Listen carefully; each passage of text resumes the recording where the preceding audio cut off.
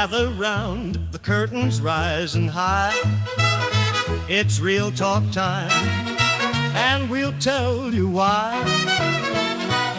From old-time flicks to the silver screen, we've got the stories and the in-between. But out of real talk, it's the place to... Welcome back to Real Talk, episode 7. And my name's Sander. I'm Nathan. And today we're joined by a very special guest. Very. We have Omar. My name's Omar. What's cooking, Omar? From Wayside Comics and Cocktails, from, well, used to be Cardinal Press. That's how we know each other. But Yes. back in the day.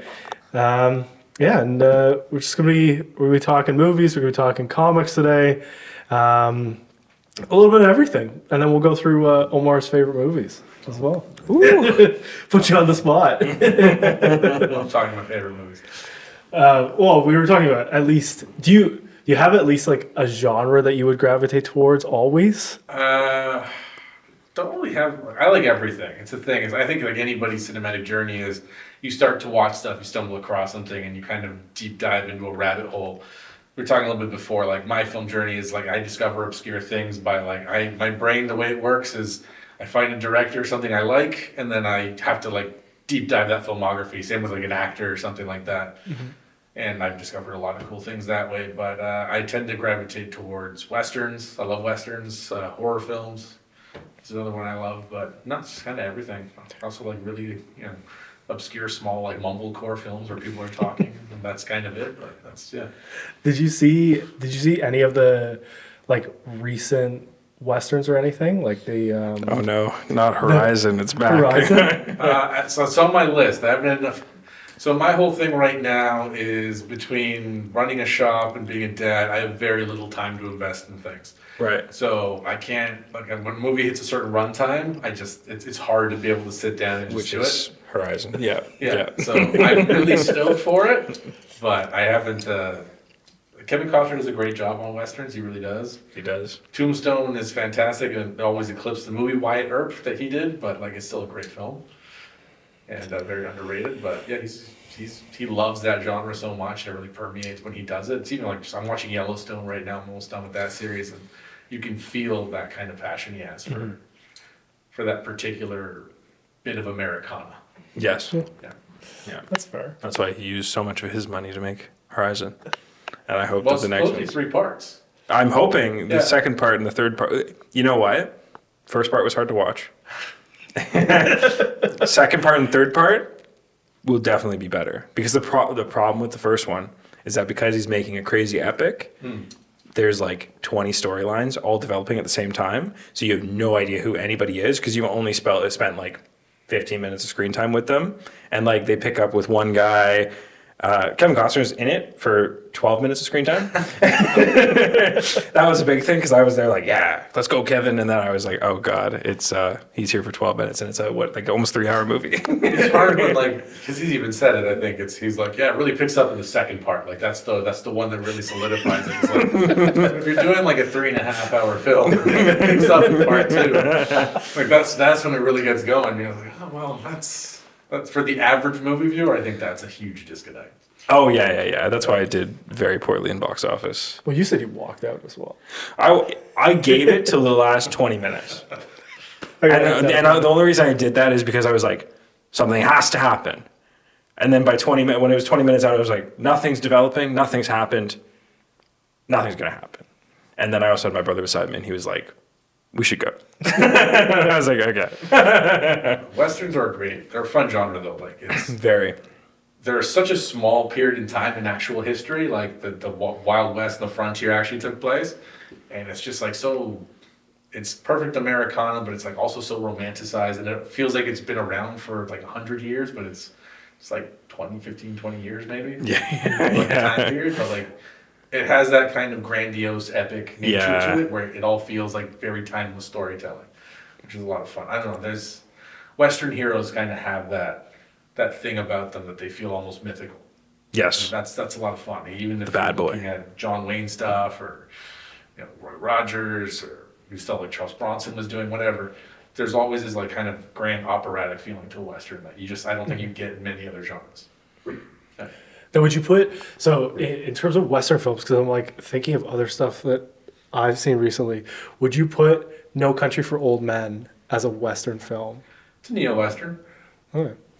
Yeah. Close Definitely- enough. Definitely has that vibe to it. Have you seen that again recently, or Actually, funny enough, I just saw it last week. did you? It's playing in the shop. So one of the things at the shop, we always play movies all day, and I think we were on a Western kick that day. Done like Quick and the Dead because it popped up, and I love Quick and the Dead. If you've never seen it, Sam Raimi's Western is phenomenal. Like that cast is unbelievable. Like all before they all blew up and got famous, and then that movie got eclipsed by Unforgiven that same year, I think. Yes. And then Gene Hackman was in both films, but he won an Oscar for Unforgiven. Again, both great movies, and we watched them back to back. And then I think No Country for Old Men started playing on the thing with, I think it's definitely a Western. Yeah. Yeah. I like You got the Texas-Mexico border, you Yeah. have money, you have that kind of like epic heist nature to Yeah. it. And yeah, great villain. With a ridiculous haircut. Apparently he was just miserable making the whole movie. He's like, I Yeah. look stupid. Yeah, I remember reading that interview or whatever where he was just like, yeah, I look stupid. I think he was also just oppressed because he was like, I'm not this psychotic. Like, I'm not this person. That's the interesting Like, thing. he said he was depressed making the film. He's like, I don't want people to think that I'm this.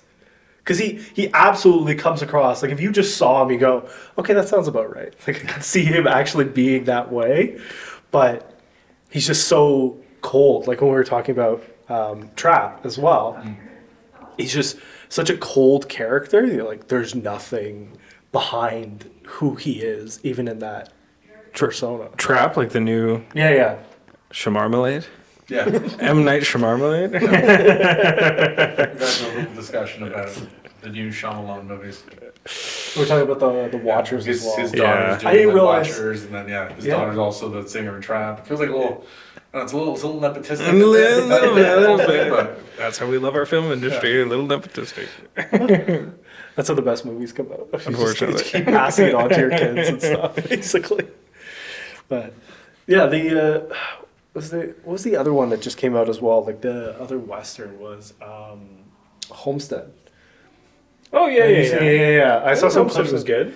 I saw some clips and stuff from that. But I haven't had a chance to watch it all the way through, but it looks better from what I saw. Like just more intrigue in terms of the characters, and it's significantly less runtime. there's the last two that I saw of like modern westerns. What was it? Bone Tomahawk, obviously. Yeah. Especially Yeah. if you'd like to cross over your horror with westerns, and if you want some of those extreme scenes, a great film. Kurt Russell always kills a western. Yep. Yeah, I mean, other than like the Tarantino fair, like Hateful Eight and Django Unchained, but that was great. And then Hostels, I think, is a very underrated western of the last little bit. Yes. That's a fantastic film. Yes. Yeah. Oh my God. Have you seen it? Hostels? Yeah. Oh, I didn't even think about that film when I'm thinking about westerns. That's hilarious. It's a great character study. Like, was it Christian Bale just knocks it out of the park? Yeah. Everyone in that movie is so good. Christian Bale's good. I mean, like, good actor. Very good actor. On a western, too. Like, a lot of even if his movies I don't think hit, like he's always good in what he does. Yeah, well, that's like what's the one? Thor: Love and Thunder. Yeah. Everyone's like, "Wow, what a terrible movie," but then they're like, but Christian Bale." Well, it just it was so different. Like the tones were wrong. Yeah. Like you have because Thor at this point is like a comedy. Yeah, It's like they're taking it, and they're running with it, and they're making it a comedy. Then you have a villain that's so dark. Yeah. It just kind of clashes stylistically, and it doesn't know what it wants to be. So it comes off as a joke So it rather comes than off like a little funny for the wrong reasons. yeah. Like it's funny when you're in on the joke kind of thing, Yeah. but then he's just there's some scenes where he's just genuinely unnervingly creepy. Like when he shows up in the kid caravan, it's just like the eyes just like Cheshire Cats it into the frame. Like very disturbing. But the character in the comics is he's a little more grandiose with his plan instead of the one in the movie, I think. I think that's where at least a lot of comic fans were like, this is like a lot of wasted potential. Yeah. He was also more monstrous looking. I think they were going to do the full prosthetic on Christian Bale, but then they decided he looked too much like Voldemort. Oh, that's interesting. And they were like, no, we're just going to make him look like Christian Bale. That's interesting. So they just made him look like gaunt versus A pale thin white man with, Who you kind of go, that's Christian Bale. He's supposed to be an alien. He's supposed to be like the last of his race and everything. But. That's interesting. Yeah, I feel like that had potential, but are they working on another one as well? They're probably working on something. I mean, I think they hit really hard with what was the one, Ragnarok? Because like they changed the style from like the last two, and Taika Waititi does a good job of being Taika Waititi, and I think just really all the Marvel movies were doing the same thing, and then like that came out of nowhere. But then again, you have a complete tonal disconnect for this one, and it didn't connect to anything. It didn't know what it wanted to be. Yeah. It's like, why is it called Love and Thunder? And then like that's the end of your movie, but it's kind of like it's not even like, oh, that's cute. Like it was just a little too much. Yeah. Like shoehorned in.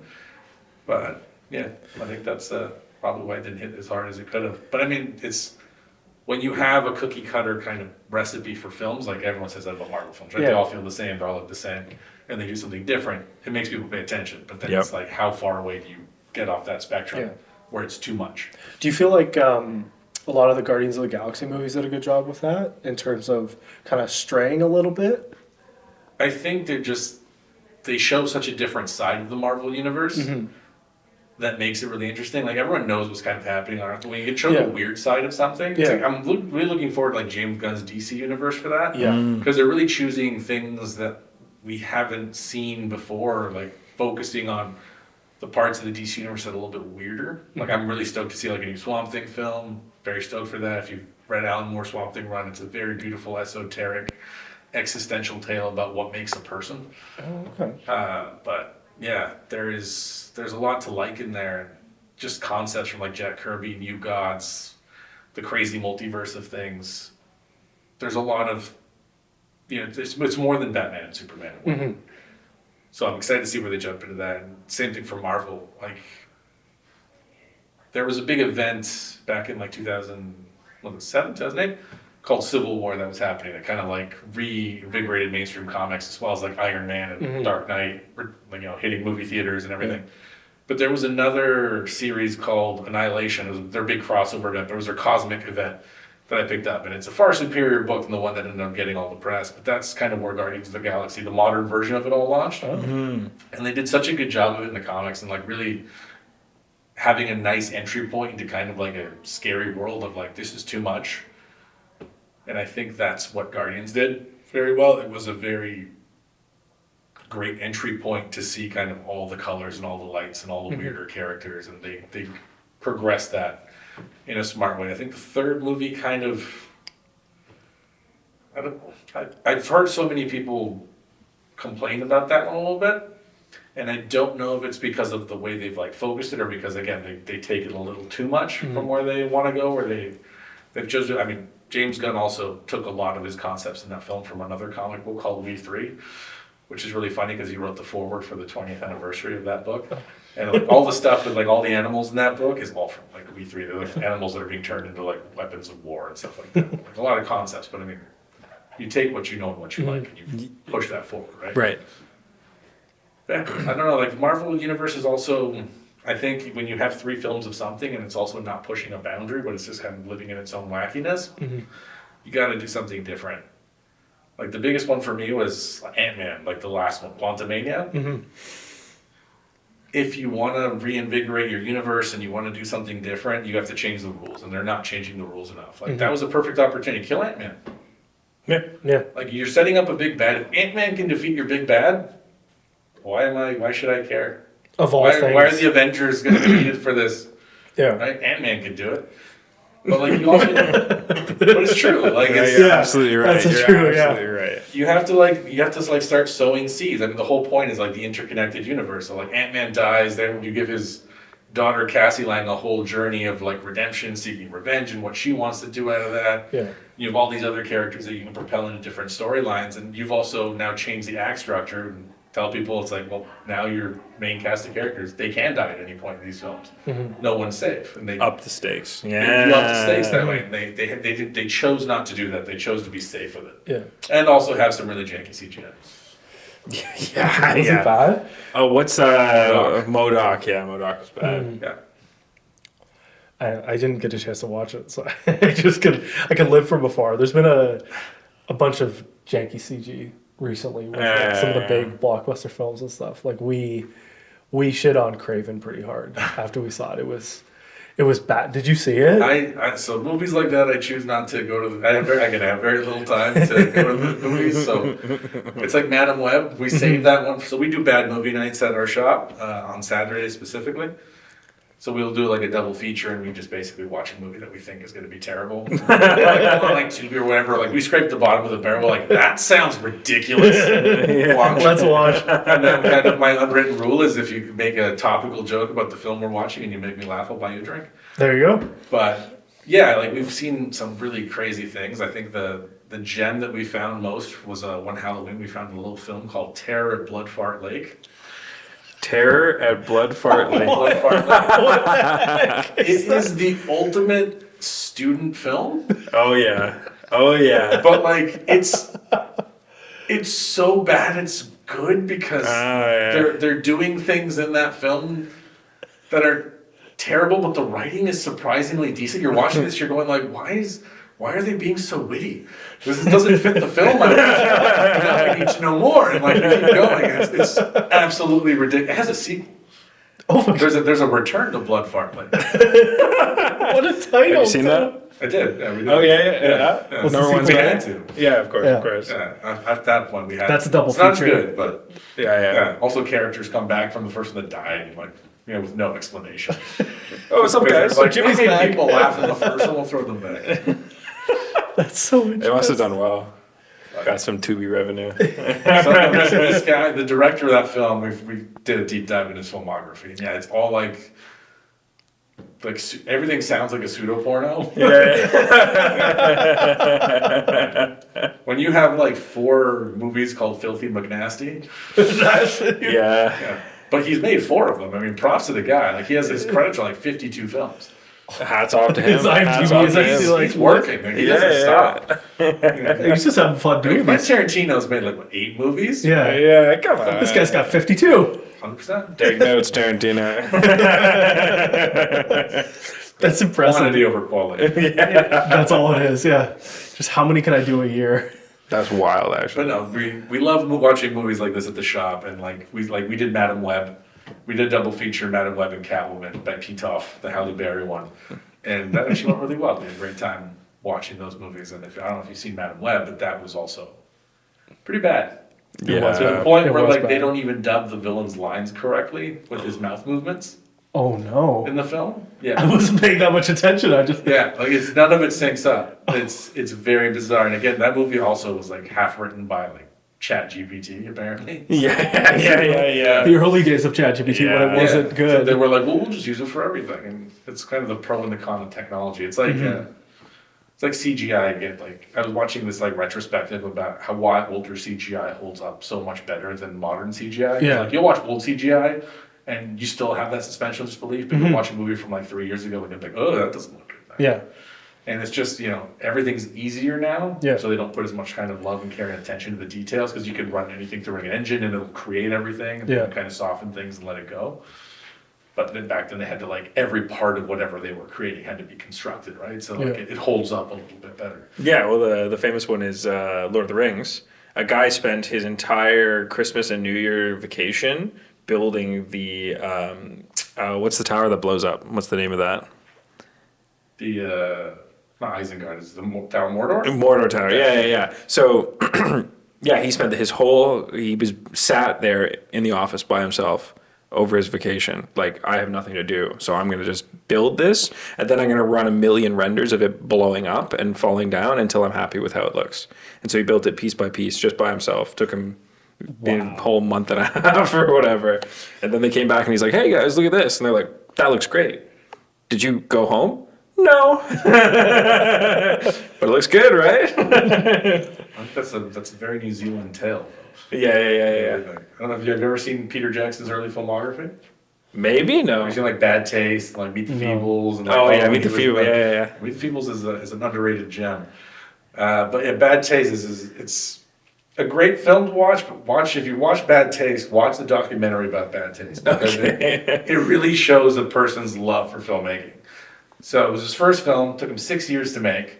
He basically kills off characters as they could no longer work on the film for life reasons or job or whatever. Like, he just kills them off as he goes. He's the main character in the film because he's the only kind of constant.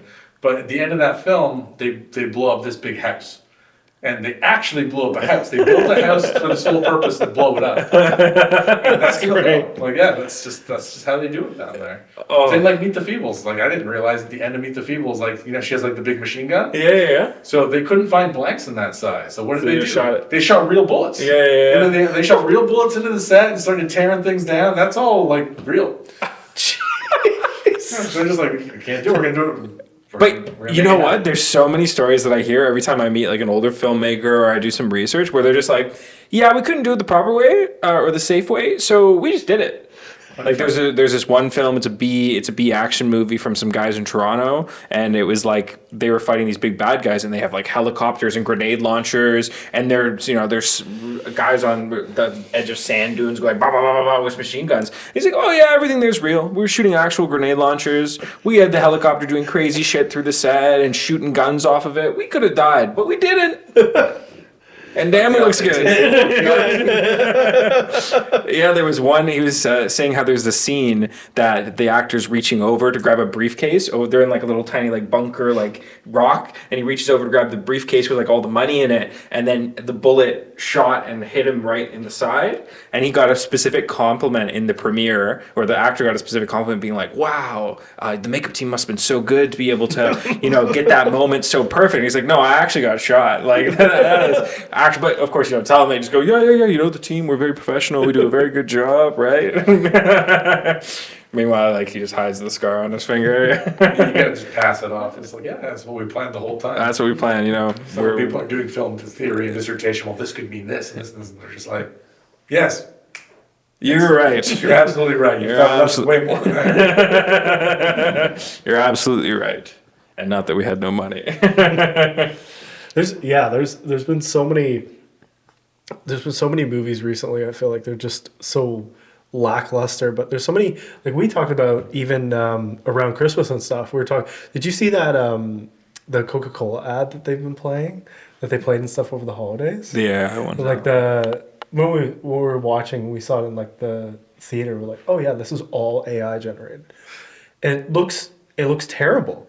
Like, because you look at it and you go, oh, I remember what those Coca-Cola ads look like. You know what that ad looks like because they do something similar every year with like the Christmas trucks and the deliveries, and they've got the bears and all that, and they did it in a much better fashion previously, and now it looks, the best way I can describe it all looks like way too rounded and soft, and that's like where they've obviously run this through a generator, and now it's not sharp anymore. Like the bears don't look right, like all the people don't look right. It just, before they had done it, they still had to animate it obviously, but like they're just cutting all their budget now. Did they have to animate it?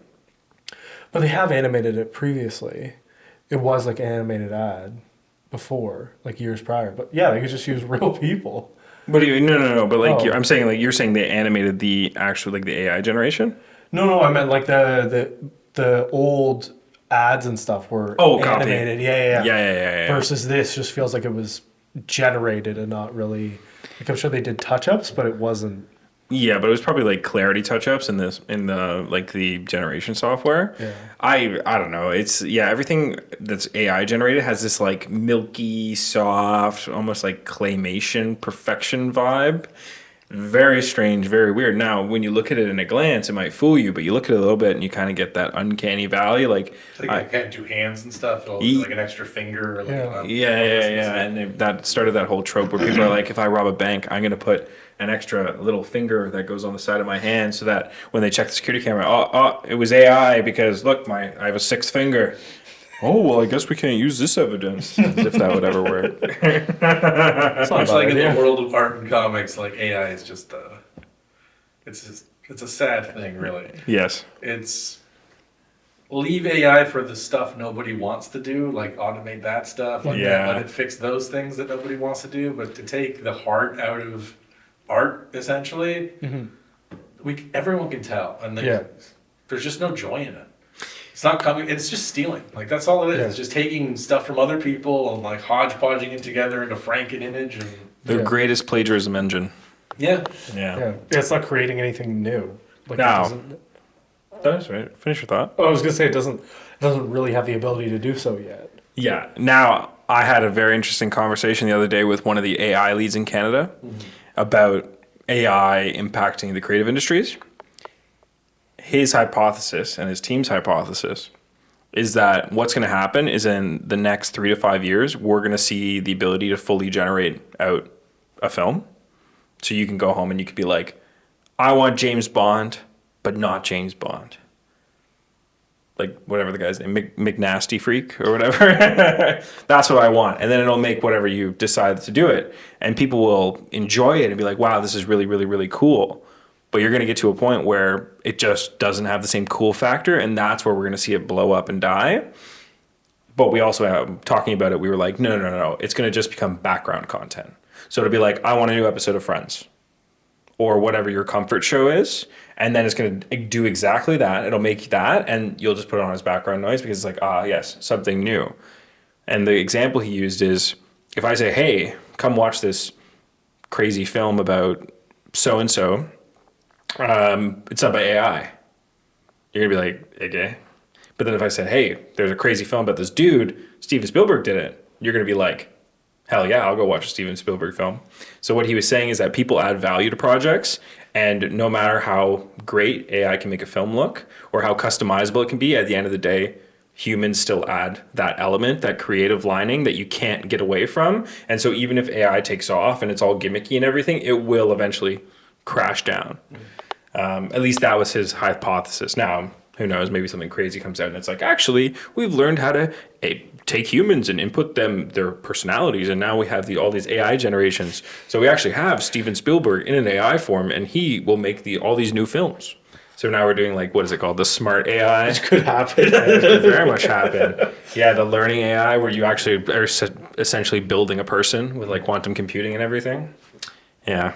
That was competing stuff is getting pretty ridiculous. Yeah, it just takes the whole U.S. power grid to do anything, but that's besides the point. I feel like it's like CGI. Technology should be used to enhance, not replace. Tools. Yeah, exactly. Yeah. And I think people use it more to replace everything, right? As opposed to an aid. It's the same thing with ChatGPT. It's become so easy for people to not know how to do something because they can just ChatGPT that pops it up and they just use that. I mean, it's kind of like the plague of all universities right now. Some people don't even go in and fix the little thing. They'll just send that. But yeah, you should always use an enhancement tool. I mean, again, if you're talking films, it's great effects. CGI helps cover all the holes that good prosthetics are putting on and making it feel extra alive. And you're exactly what you're saying. AI makes everything feel extra dead. Yes. It makes it feel very plastic, makes it feel that uncanny valley feeling is 100% something that you could never replace. It's what was the movie? I think it was the last Blade Runner film. 2049? By 2049, yeah. There was one thing in that film where they really wanted to get the effects right and make it the hologram of the chick. Yeah. But it was in the little thing. I can't remember if it was that or Ex Machina, but it was the thing about the hands. It's the way when they had the projection of her, the way that make her feel real is her hands aren't steady. It's about the nuances. Her hands shake a little because everyone's hands shake. Yeah. Our hands don't stay wherever they go. But when you're creating a CG rendering of something, you're like, everything is, the movement is all fractured, Yeah. right? So yeah, everything has to move a certain way. So the way they wanted to make it feel lifelike, even though it was full AI, like give it that extra, or not AI, sorry, full CGI, is just making the hands shake a little bit, giving like that kind of natural tremor to the image and just putting that in there. And yeah, it does a phenomenal job of making that come across. Yeah. You're talking where they fuse, where it's like the real girl with the projected that's girl. it. Yeah, that's crazy. And even another good use case for tools is like Dune 1 versus Dune 2. In Dune 2, they were using an AI generation tool or an AI tool to map out where their eyes are and then replace it with the blue that you get. And so, because before it was a dude sitting in an office going, "Oh, I've been here for 6 days. And I still have 3/4 of the movie left." Right? So they use it to optimize. And that's where it's like, okay, that makes sense. Use it as a tool to help you, not as a tool to replace somebody. 100%. Yeah. It's amazing just seeing it work and like seeing someone bring something to life in front of you. Yeah. And how that can just like come out of their mind and just whether it's a craftsman. They've been doing this for a long time. The positioning, the pose, just the way they're doing the image, the amount of detail they're throwing in, like the way the smoke moves, the way the eyes are looking. That's not something you can get other than from experience and from years of doing things. And that's kind of like the really beautiful thing. Variety is the spice of life, and to have so many options for it. The biggest critique for AI is everything ends up looking like AI. So similar, yeah. Yeah, there's no style. There's no heart to it. So, yeah, I hope we never come to that like point where it gets to that. But I mean, people are always going to do the one thing where they're going to try and innovate. It's like when iPhone cameras were hitting their peak, or DSLRs, and they're like, we're going to shoot an episode of TV on a DSLR for the first. I think that was like on House. It's the first time they ever did that. Yeah. Or this is the first movie ever shot on an iPhone, or this is the first movie ever done on this. Like someone's always going to try and use the technology to pioneer something. But I think it's always a good experiment. It's just never a good replacement. Yes. Yep. And the problem is when somebody does something like that, especially for like a lower budget than other people, it's almost like producers or like studios or people who like hear about the money, they only think about that part of it. Like, I remember when, do you guys remember Gareth Edwards' Monsters? No. So Gareth Edwards, he's a visual effects guy, and he went down to Mexico with like $9 grand and 2 actors, and they just basically they guerrilla shot this movie about giant monsters, and it's like full on. But again, he was the VFX guy, like he knew how to do all that. And for like 9 to 12 grand, he shot this like 2-hour film in Mexico with special effects, big monster movie that looked like it was made for like a ton more money. And then people hear about this and like, well, this person did it for this much. Why can't you? So we can move that. It's the bane of the Canadian TV industry. Yes. Which is, okay, that season was great. Everybody loved it. We got so many views. Now can you do the same thing with half the money and better? It's like, No. Next season's going to be twice as expensive because everybody's more popular if now, any too. of you wonder why your favorite shows in Canada get canceled, it's because The Amazing Race needs another season. That's the secret. I hate that you're right. There we go. There's the insider. Amazing Race or Big Brother. Those are the two shows that steal all the money from every other show. Wow. Yeah. I'm just learning this, so this is breaking news for me, but that does make a lot of sense. There's a reason that show has been on for so long. Yeah. Oddly enough, the one thing Canada is like really, really great for, which you would kind of expect. So a lot of production in City for television is we sell to other markets format.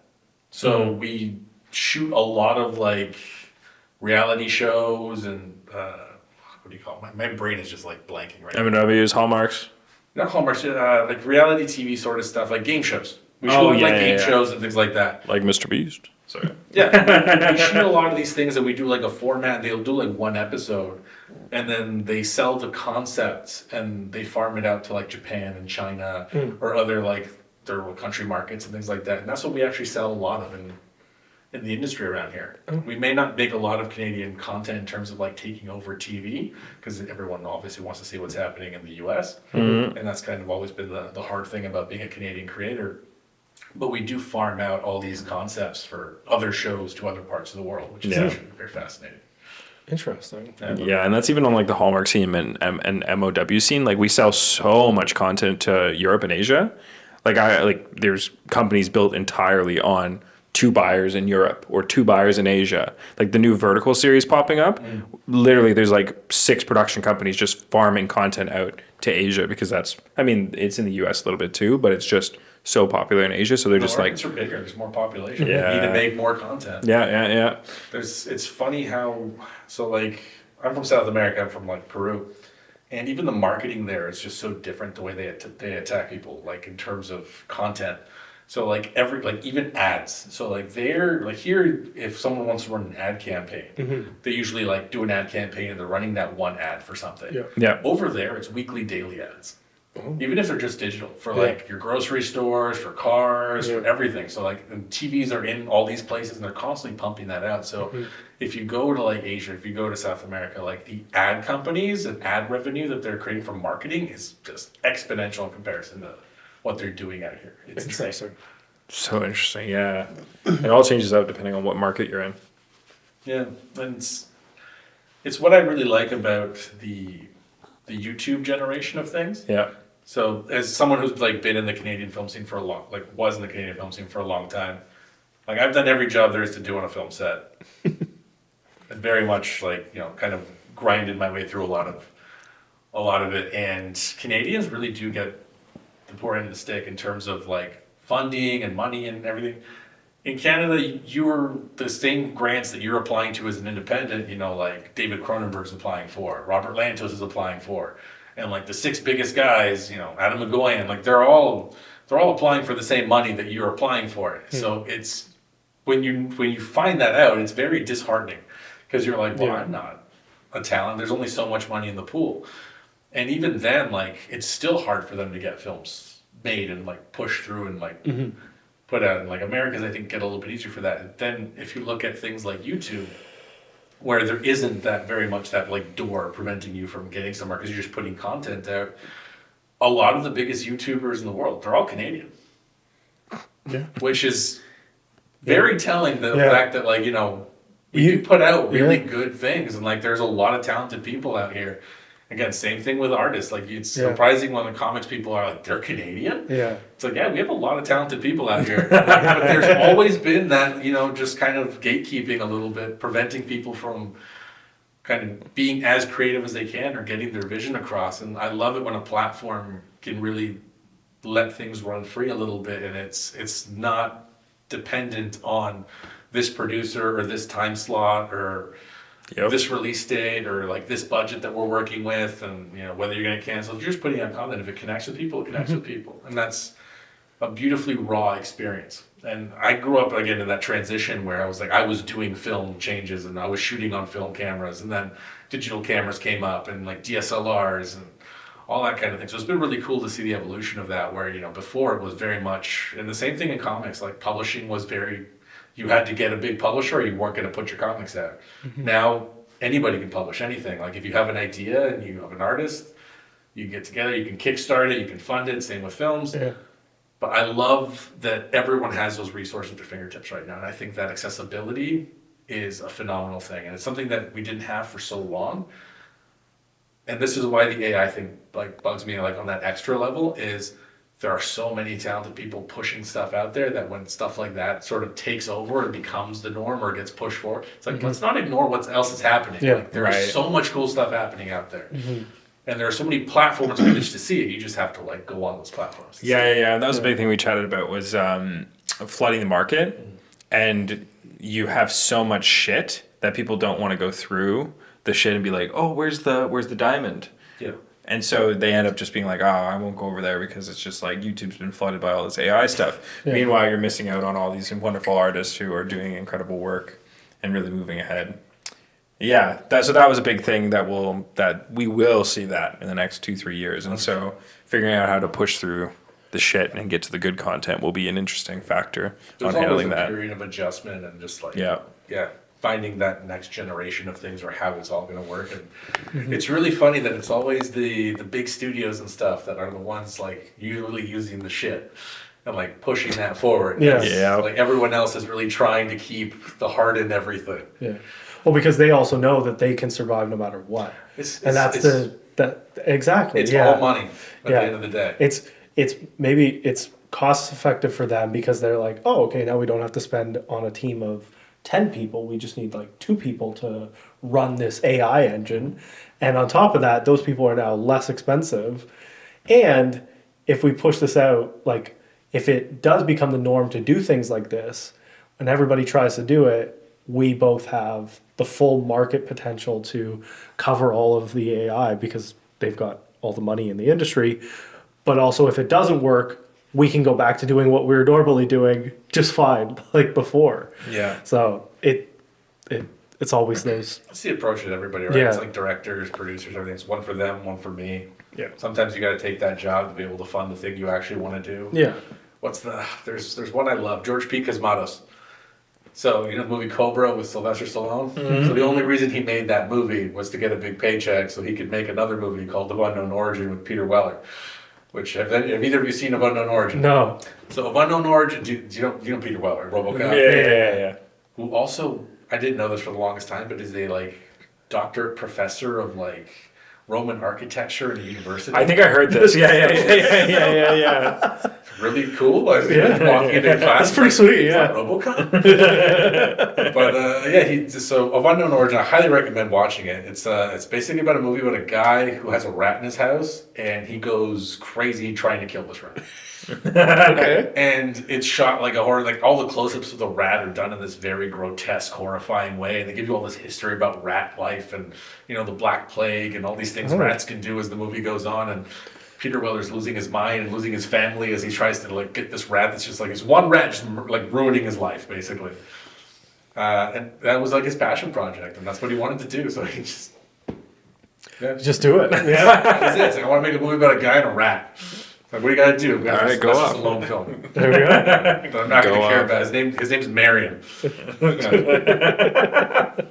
Yeah, it's true though. You do have to give a little, take a little. I mean, the amount of directors who've like worked in the pornography industry that they don't talk about. I mean, a lot of them have done that to pay dues, and that's just the way it goes. You're like, oh, it was a nice paycheck to The get something. the most famous one is Barry Sonnenfeld. He worked on a lot of stuff back in the day, but to do Addams Family, to do Men in Black, all that kind of stuff. Also, fun fact for you people: Men in Black is the highest grossing comic book movie of all time. Yeah. Is it? Did you know it was a comic book movie? I didn't.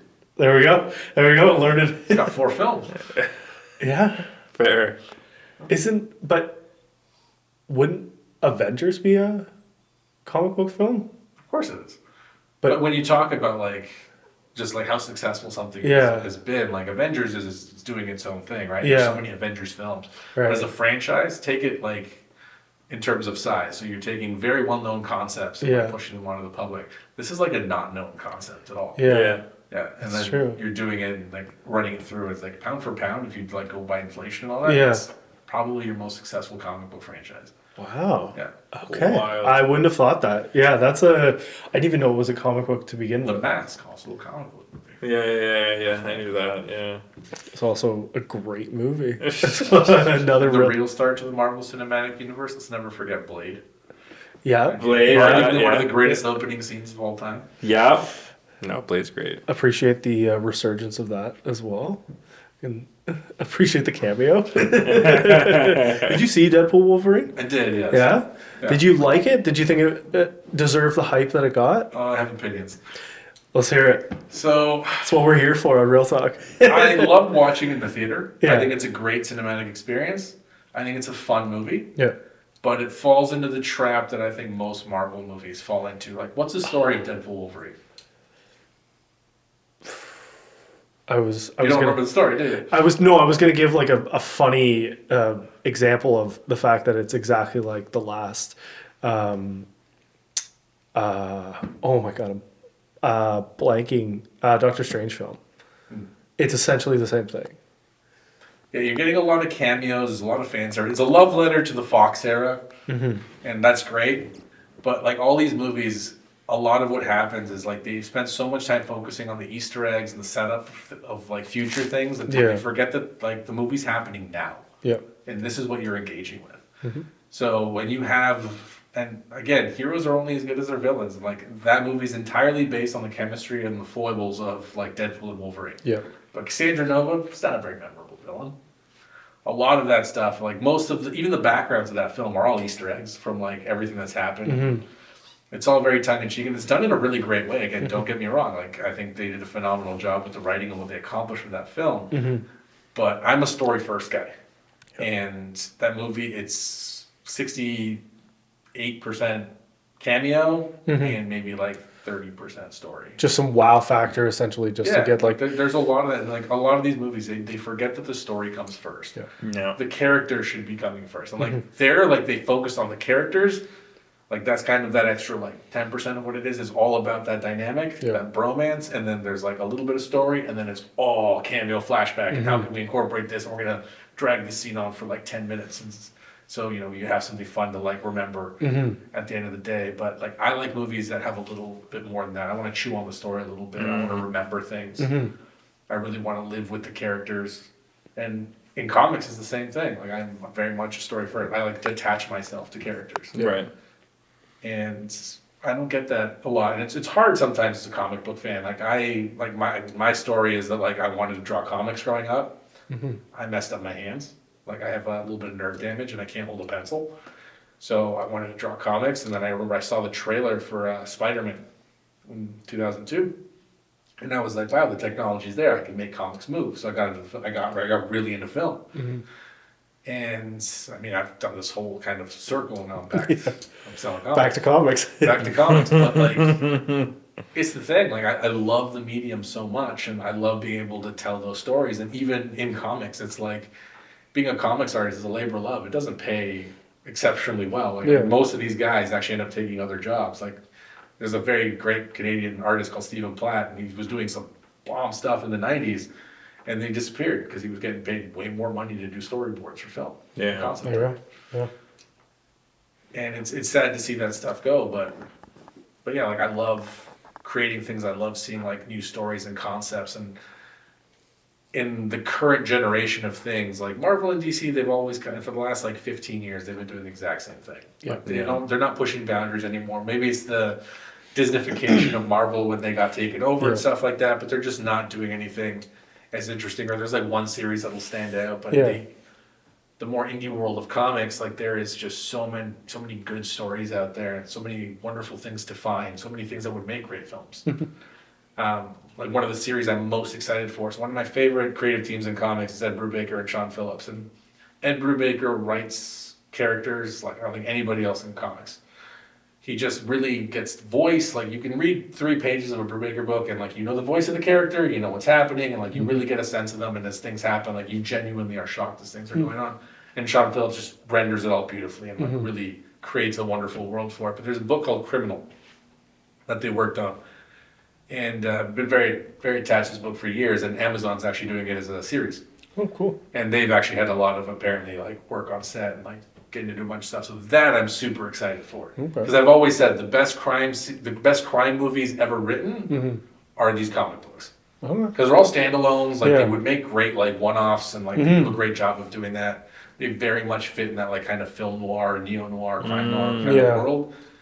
And super memorable characters, and the world that he's created is kind of interconnected, but it's not. Like you can read any one in no particular order and you'll be fine. But like some of the characters will cross over, and it's a really wonderful thing to dive into a world like that and just always be able to not just recommend something to somebody. Because when you love something so much and you're just like, I need you to check this out. It's a good movie. Like you need to watch the movie. It's not what you're doing.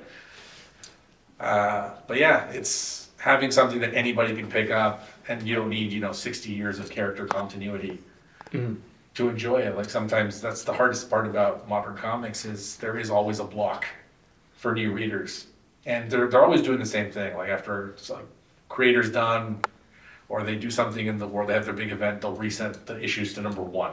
But everyone knows it's like issue 967. They're just kind of creating the illusion. It's a jumping off point for new readers. But that's what creates a disconnect for the average comics fan. And sometimes it's for new readers especially. It's like if you're a kid, are you going to read 960 issues of Spider-Man? No. To make sure you're caught up. Some people will, and 100%. It's really fun to dive in and like do the thing, but it makes it less accessible. So finding jumping on points for certain stories, whether it's a one-off or a good place that they can just kind of go in and get the gist of it.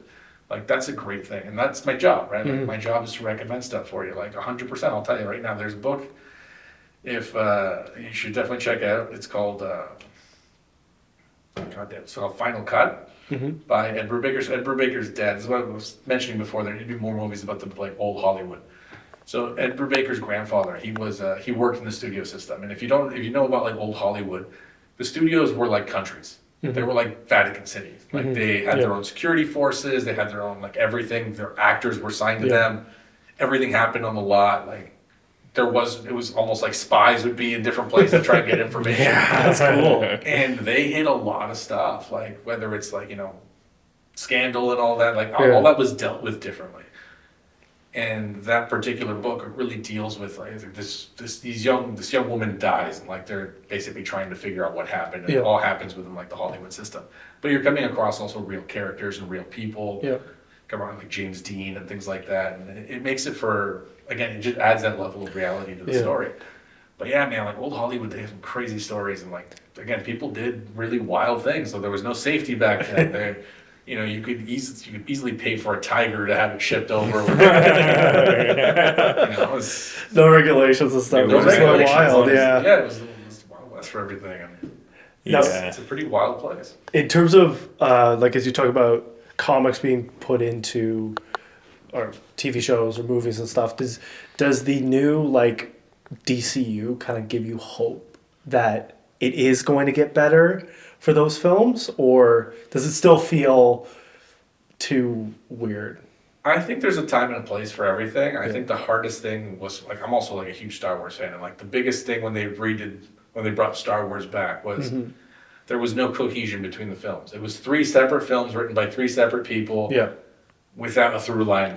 And it very much feels that way if you watch those films. Absolutely. And that's what makes like especially like the Infinity Saga for Marvel so fun to watch, and it makes it infinitely rewatchable. All the movies led somewhere. Yeah. And they all had like an overarching thing, and this movie led to that, and like there's all the Easter eggs you can pick up, and all the movies kind of stand alone. I think after Endgame, everything kind of went. Yeah. Everything got confused because like, there wasn't a focus anymore. Yeah. I really hope with James Gunn's universe,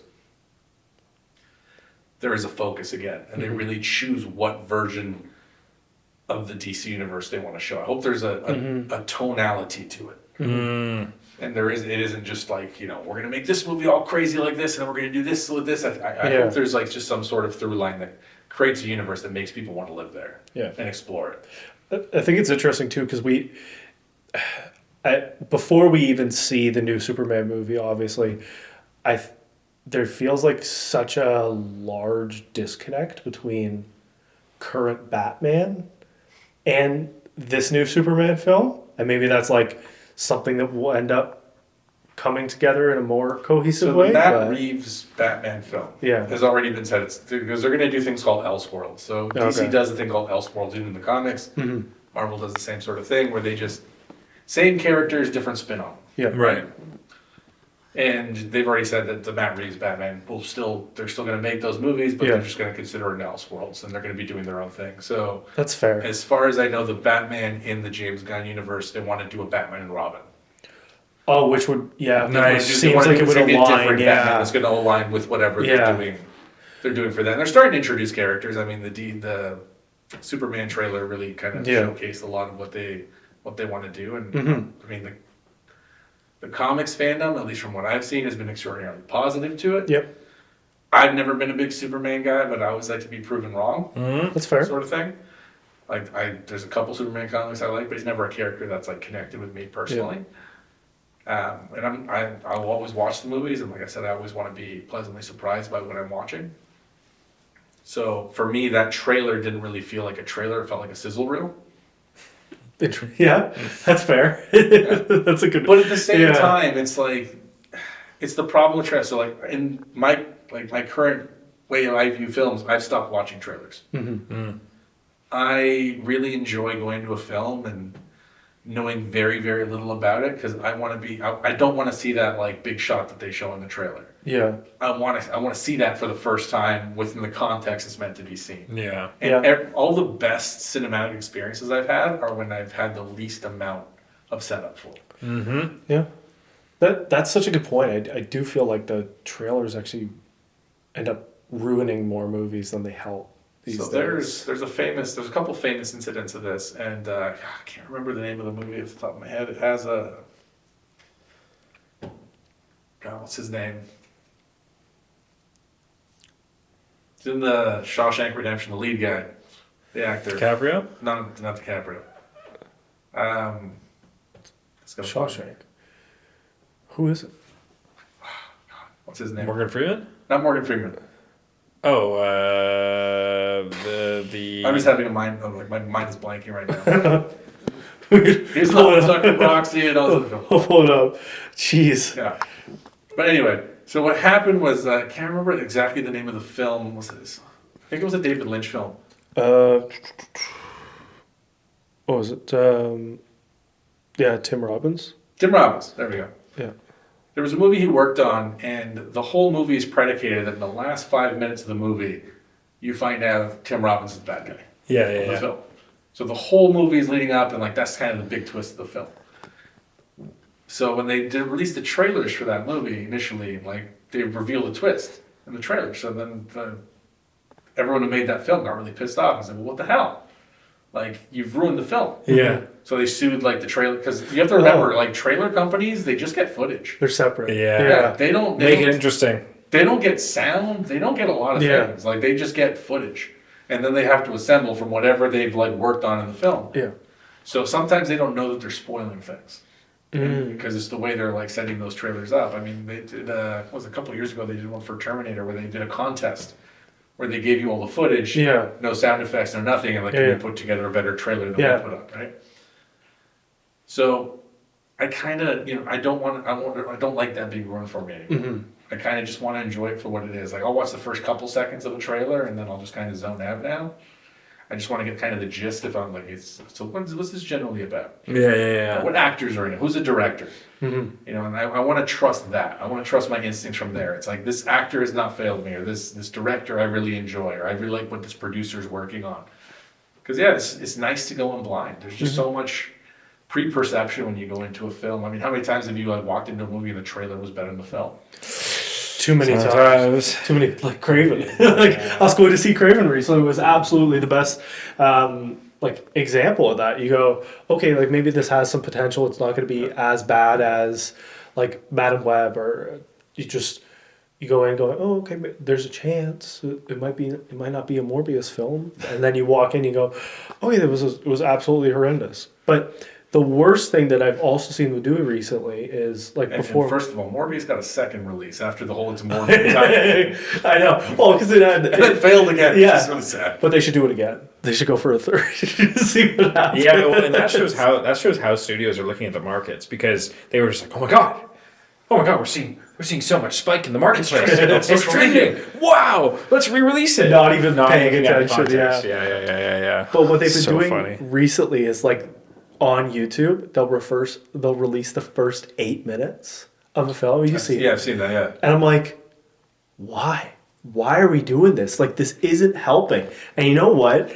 I noticed, because before we went opening night for Craven just to shit on it, basically. Respect. But at 10:40 at night downtown, just in the freezing cold. We did the video afterwards, freezing cold afterwards. It was 1 a.m. when we got out, basically. Pretty much. So the shots that they used, that they posted on YouTube, the first 8 minutes is different than the cinematic release. And I was like, you lied to me, because some of the shots are different. There's a shot in the first 8 minutes that's on YouTube. I don't know if they've switched it since. Originally when it came out, because I saw it in like the first 15 minutes it got released on YouTube. The CG. You're really into Craven. I just wanted to see what we're going into. Aaron Taylor Johnson, man. Because I was like, okay, this is either, again, I'm going in saying it's either going to be really bad or they're actually going to redeem themselves. There's nothing better than being proven wrong with Yeah. a movie with like perceptions. Absolutely. And I was totally right. It was bad. But we saw the first 8 minutes and I'm looking at it, I'm going, I feel like they forgot to render part of the CG here. Because he's jumping around and you see him jumping and you go, there's a frame missing, there's a frame missing. And like, this looks really janky. But then I went and saw it. Like, if I hadn't already bought tickets, I'd have been like, I don't know if I'm going to go see this. But then you see it in cinema and you're like, I was trying to tell them, like, it didn't happen. So I'm like, obviously they fixed it, but you didn't help yourself with this like first 8-minute thing that they're doing now. They did that with Venom. They're trying to like create like enough buzz to get you excited to watch a movie, and like I think they try to like front load these movies now with like some things like some little hook. Yeah. To kind of, we also live in the era where like the trailer gets a trailer for the trailer. Yeah. There's a teaser of a teaser of a teaser. It's like this Thursday, the full trailer drops. Yeah. A 10-second trailer for the 2-minute trailer. It's like The worst wedding video. Oh no. Really? Stop recording. Oh my god, no. Yeah. I made that mistake because I said for our wedding, I recorded it, but I didn't mic anything, and I regret not miking myself because I listened back to it. I'm like, oh my god, I can't hear anything. I just hear cars driving by and faint audio from the speaker that was beside the camera, and I never mic'd it. Oh, that's so bad. I know. So what you're saying is you need to go back in and put some Foley in there. Yeah. Just redub it. Well, because we paid for, we just paid for the photographer. It's what Allie cared about, so we're like, that's fine. We've got all the nice photos. Have you ever shot a wedding, Sam? I did one. It was just like a good family friend, but I didn't. It's the most soul-sucking word. Yeah. I hate it. It's what actually killed my desire to like shoot anything else in film. Doing weddings. Just doing weddings. I did like 3 weddings, and I was like, if I keep doing this, I will never want to do anything. It's so much work for like nobody gives a shit. Yeah. It's the And watch it once. Well, no, it's because everyone loves a photographer. Yeah. Get together, click, click, I'm gone. No Yeah. one likes the lingerer. No one likes the. I got a pan now. I was looking at you. What the hell are you doing? What are you Cry doing? for me. Yeah. Cry for me. There's a couple shots of that video that I did. Like I did it for free because it was like a good family friend of ours that we've known for a very long time. It was the first time I was ever doing it. I wanted to get my feet wet and do it because I thought that's what I was like. Oh yeah, like this is where the money is. Like doing wedding videos. It's good money. And I did it. I ended up having fun because I was part of the wedding too, because I know all these people. And I'm like, this is just be fun. I'm just gonna get hammered and like have a good time. And half of the footage at the end is like terrible because of that. But I was like, I watch it back and go, what was I doing? Like nobody was mic'd. I don't even know if I had a shotgun mic on. I was like, there's shaky footage that I can look back and go, how did I even try to use this? But I was like, I put it together, but but it was like you could see people looking at the camera as I'm like panning in some of the shots and going, what is he doing? Yeah. But yeah, it's for some people. It's not for everybody. No, it's not. It's why there's diversity in like the work for what you can do as a videographer. Yeah. Whatever. Like somebody's always built for everything. Yeah. I was not built for weddings. It's so much. And then the back end of it all, and then like All the editing. it's the same thing with photographers. Yeah. It's like, can you re-edit this? Can you do this? That's why everyone takes a stance. You get this many pictures, Yeah. and you get this many re-edits, and that's it. Otherwise, you're perpetually working on a project. And jobs like that have to teach you how to say no. Yeah. Yep. And like where to draw lines and limits for what you're willing to do and what you won't do, and like that's why I don't work for friends. Yeah. Yeah. That's fair. Yeah. Friends push the agenda. Yeah. Too much asking without receiving as well. Like you're just expecting too much. Well, it's like you're also just more willing to do it. Like you, Yeah. you end up in this place where you're just like, I feel like I've never left this project. Yeah. Just keep You're doing in way too deep. it. Yeah. Yeah. I guess depending on the friend, but if you're like working on certain things, it's like 100%. It's yeah, not like a yeah. general thing. yeah, all friends suck. Don't work for your friends. No, it's just like it's one of those things. I don't work for family. I don't work for friends. I try to draw those lines. Yeah. Because then again, people either get too comfortable or they get too nitpicky, and it just becomes a thing, and you don't want to like ever create a void or rift over something as Yeah.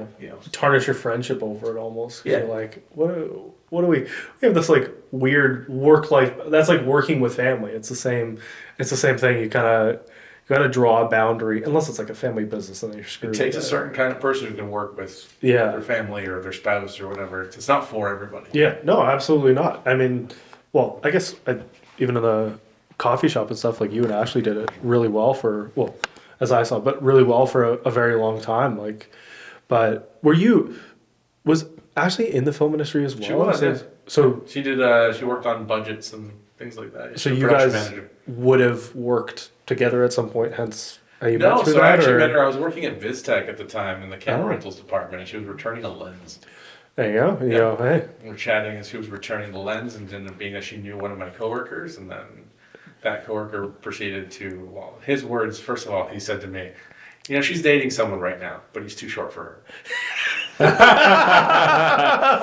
Damn. Oh, no. Literally what he said to me. And then Oh, him and his girlfriend spent the next 6 months trying to get us in the same room together. that's amazing. That's kind of how that went. Hey, and It now, worked out.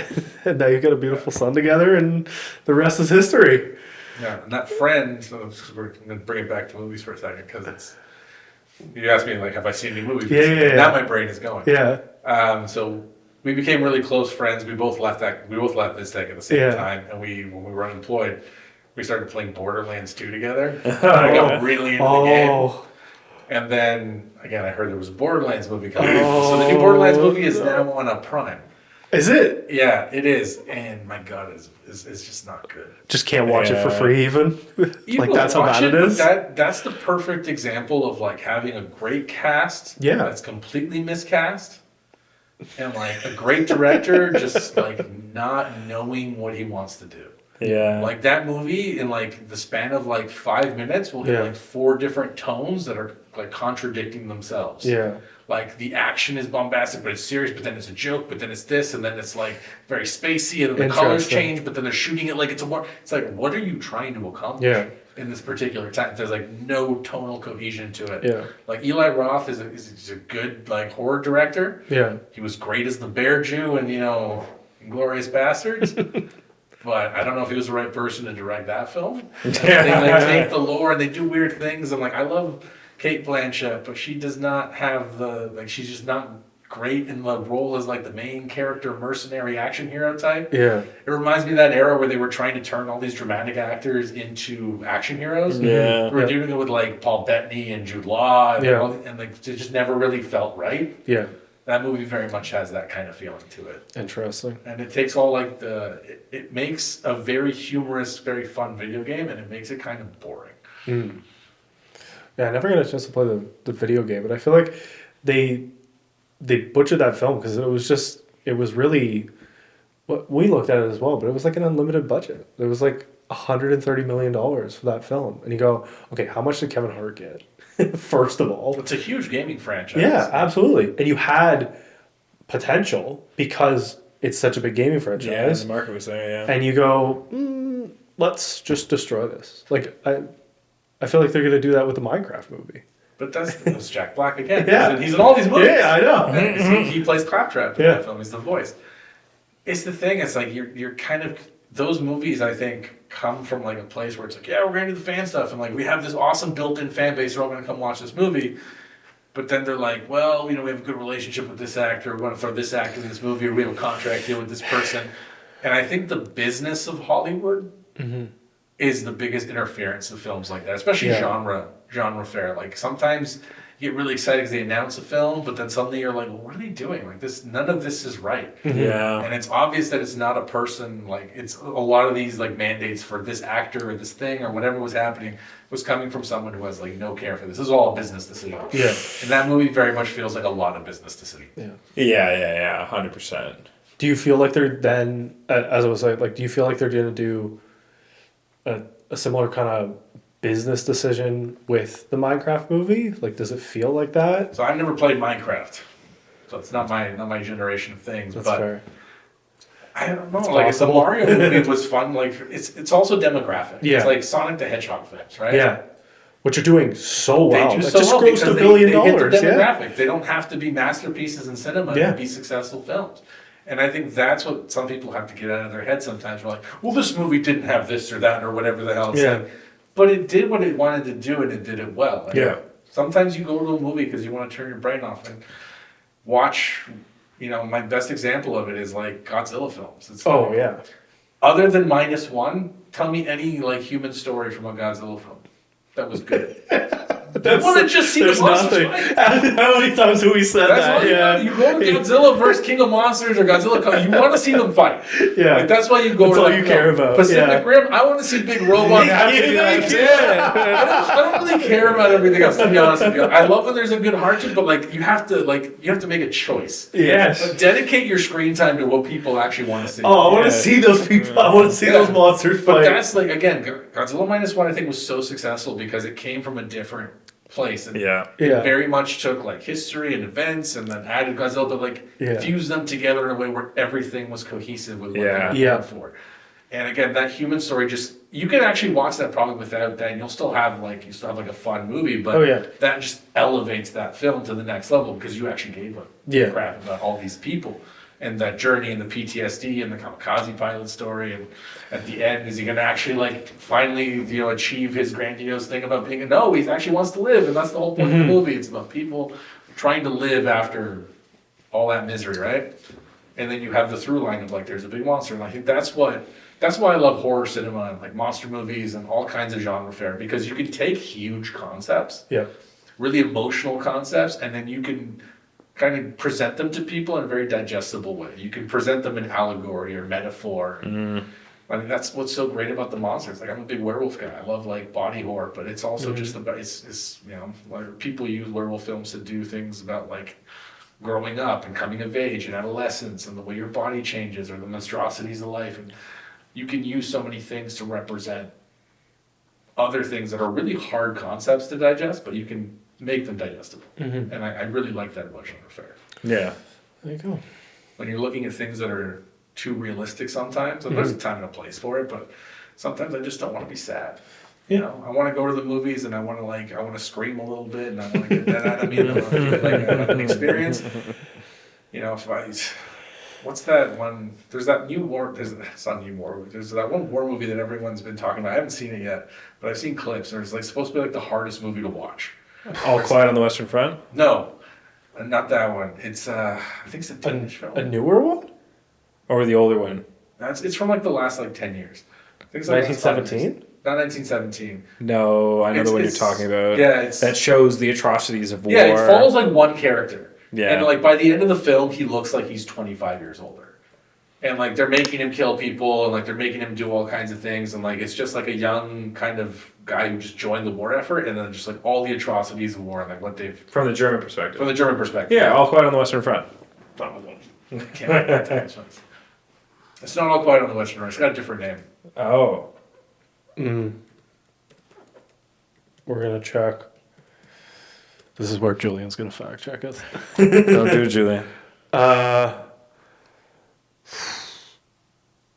Hardest movie ever to watch. Literally, I searched hardest Graveyard of the Fireflies? No. Yeah, Even funnier. Hardest movie ever to watch. The first 3 movies that come up are Die Hard. The first 3. I'm amazed a Serbian film isn't, because that always tops that list. Yeah. Don't watch a Serbian film. Oh, wait. Unless you just love crazy films, don't watch a Serbian film. This guy. No. No, isn't that guy? No, it's not that guy. Oh, my God. What's the name of it? I'm just going to put About War. This is really going to haunt me. We're gonna find it it for a second. Wait. Oh, explanation? Oh. Narvik? There you go. 2 seconds. Yeah. I don't know. This is going to be interesting. It's not Sisu.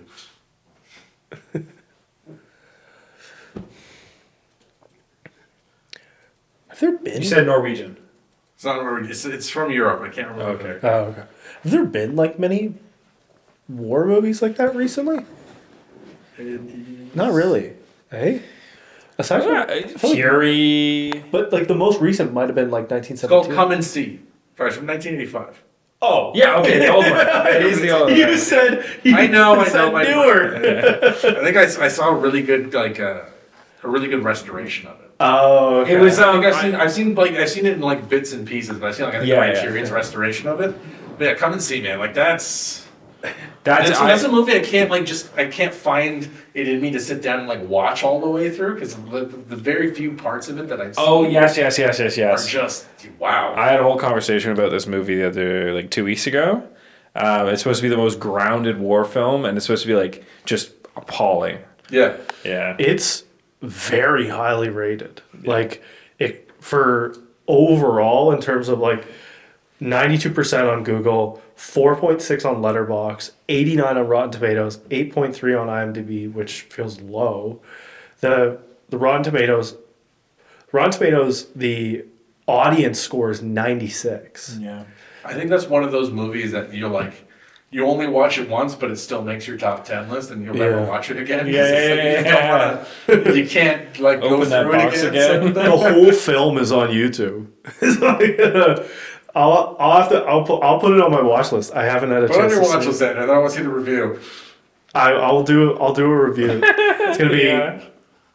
It was incredible. I will never watch this His again. eyes will be red. He'll look 5 years older. He'll be like, it took a lot out of me. It's like watching things like Irreversible or like any Gaspar Noé film or those movies that are just Climax. they come from like great directors with amazing concepts and like just they're amazing to watch, just like stylistically and what they do with camera and movement and with as little budget as they usually have, and like, and they're all character pieces normally too, because like you have to know what your focus is. I think your budget determines what you want to do, and like low budget usually shows you that you want to do something. It's either style or it's character. Yeah. You're getting one or the other for the most part. But those movies are just, even like things like Requiem for a Dream or like Pi.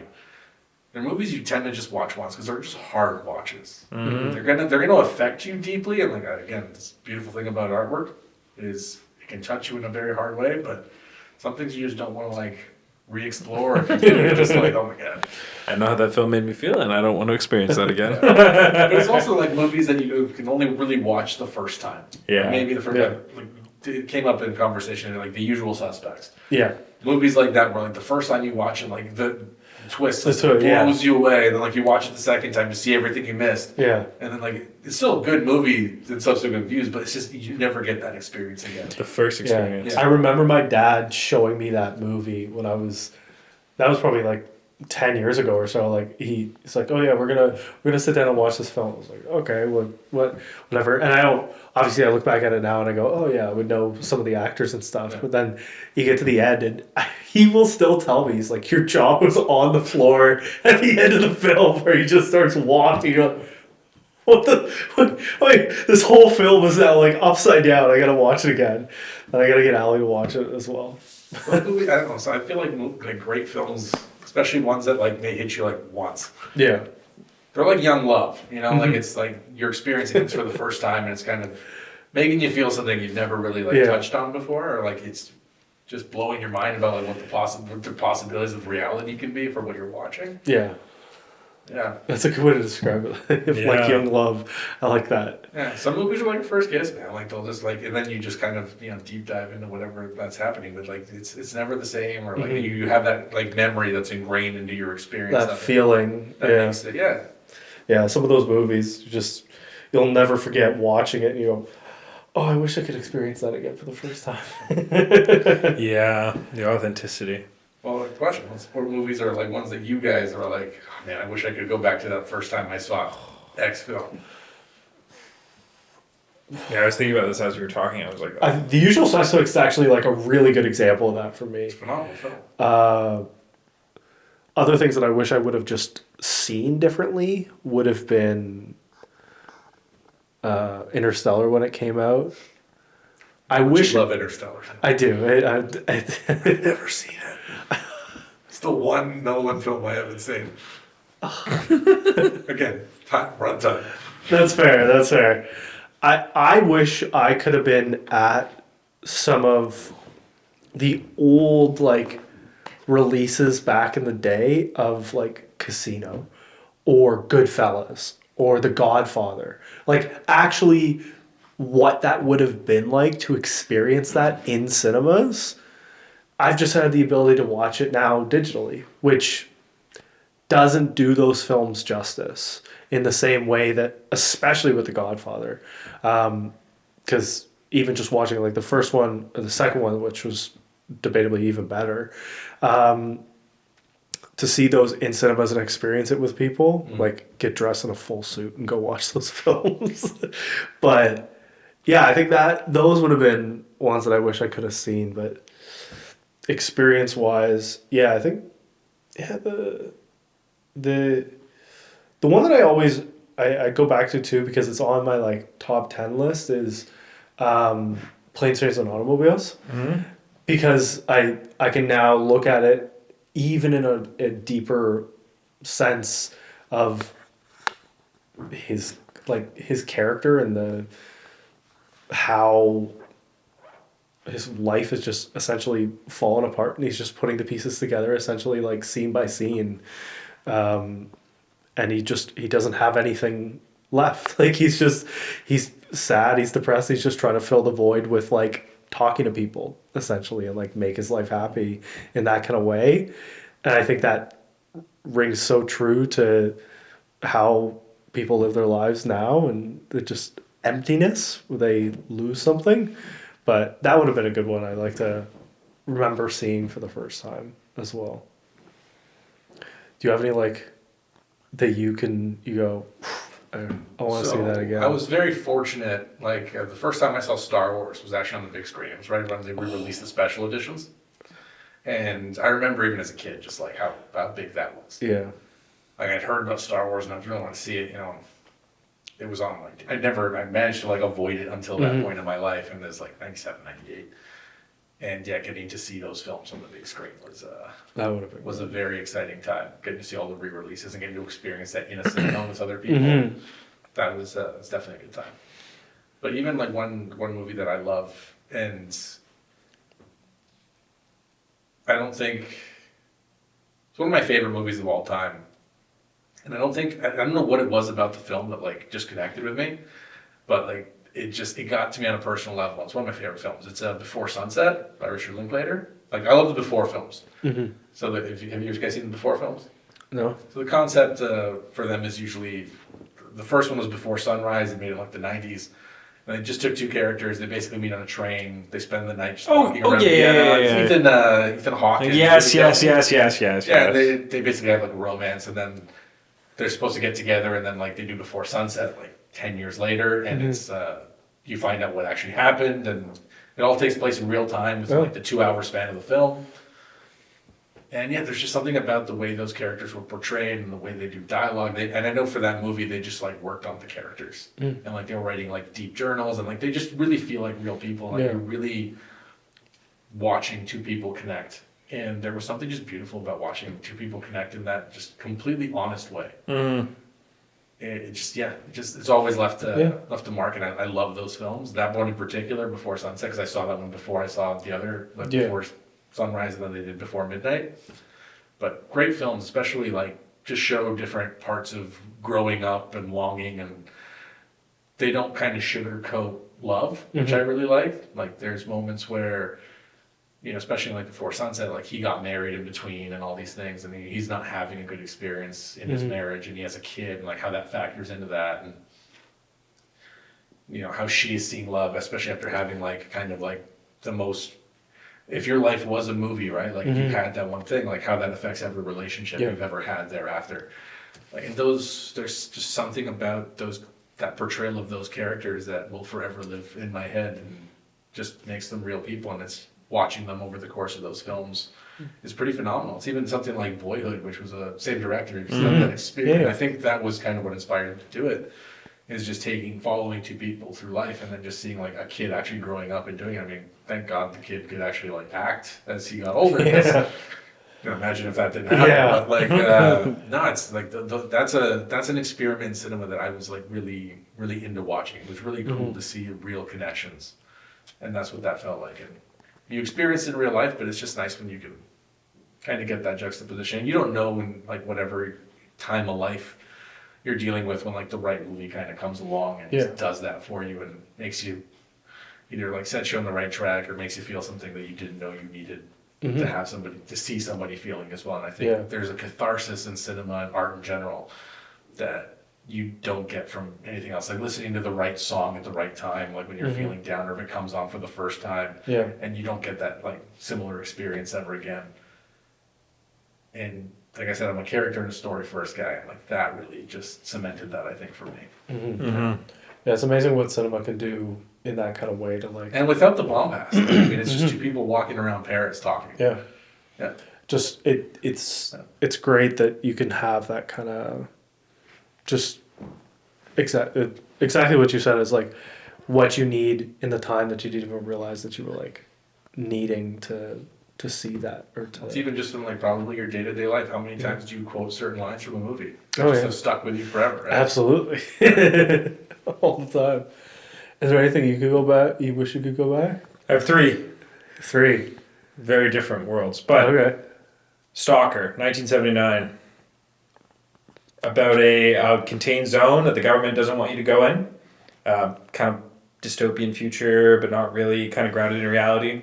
And there's people called stalkers who take your random people through this zone, which is like a puzzle box is the best way to describe it. And it's a very abstract, very wild movie where they're exploring, and it's dangerous because only the stalkers know how to lead people through it, but because everything's looking to kill you, but the whole thing is it grants whatever you want.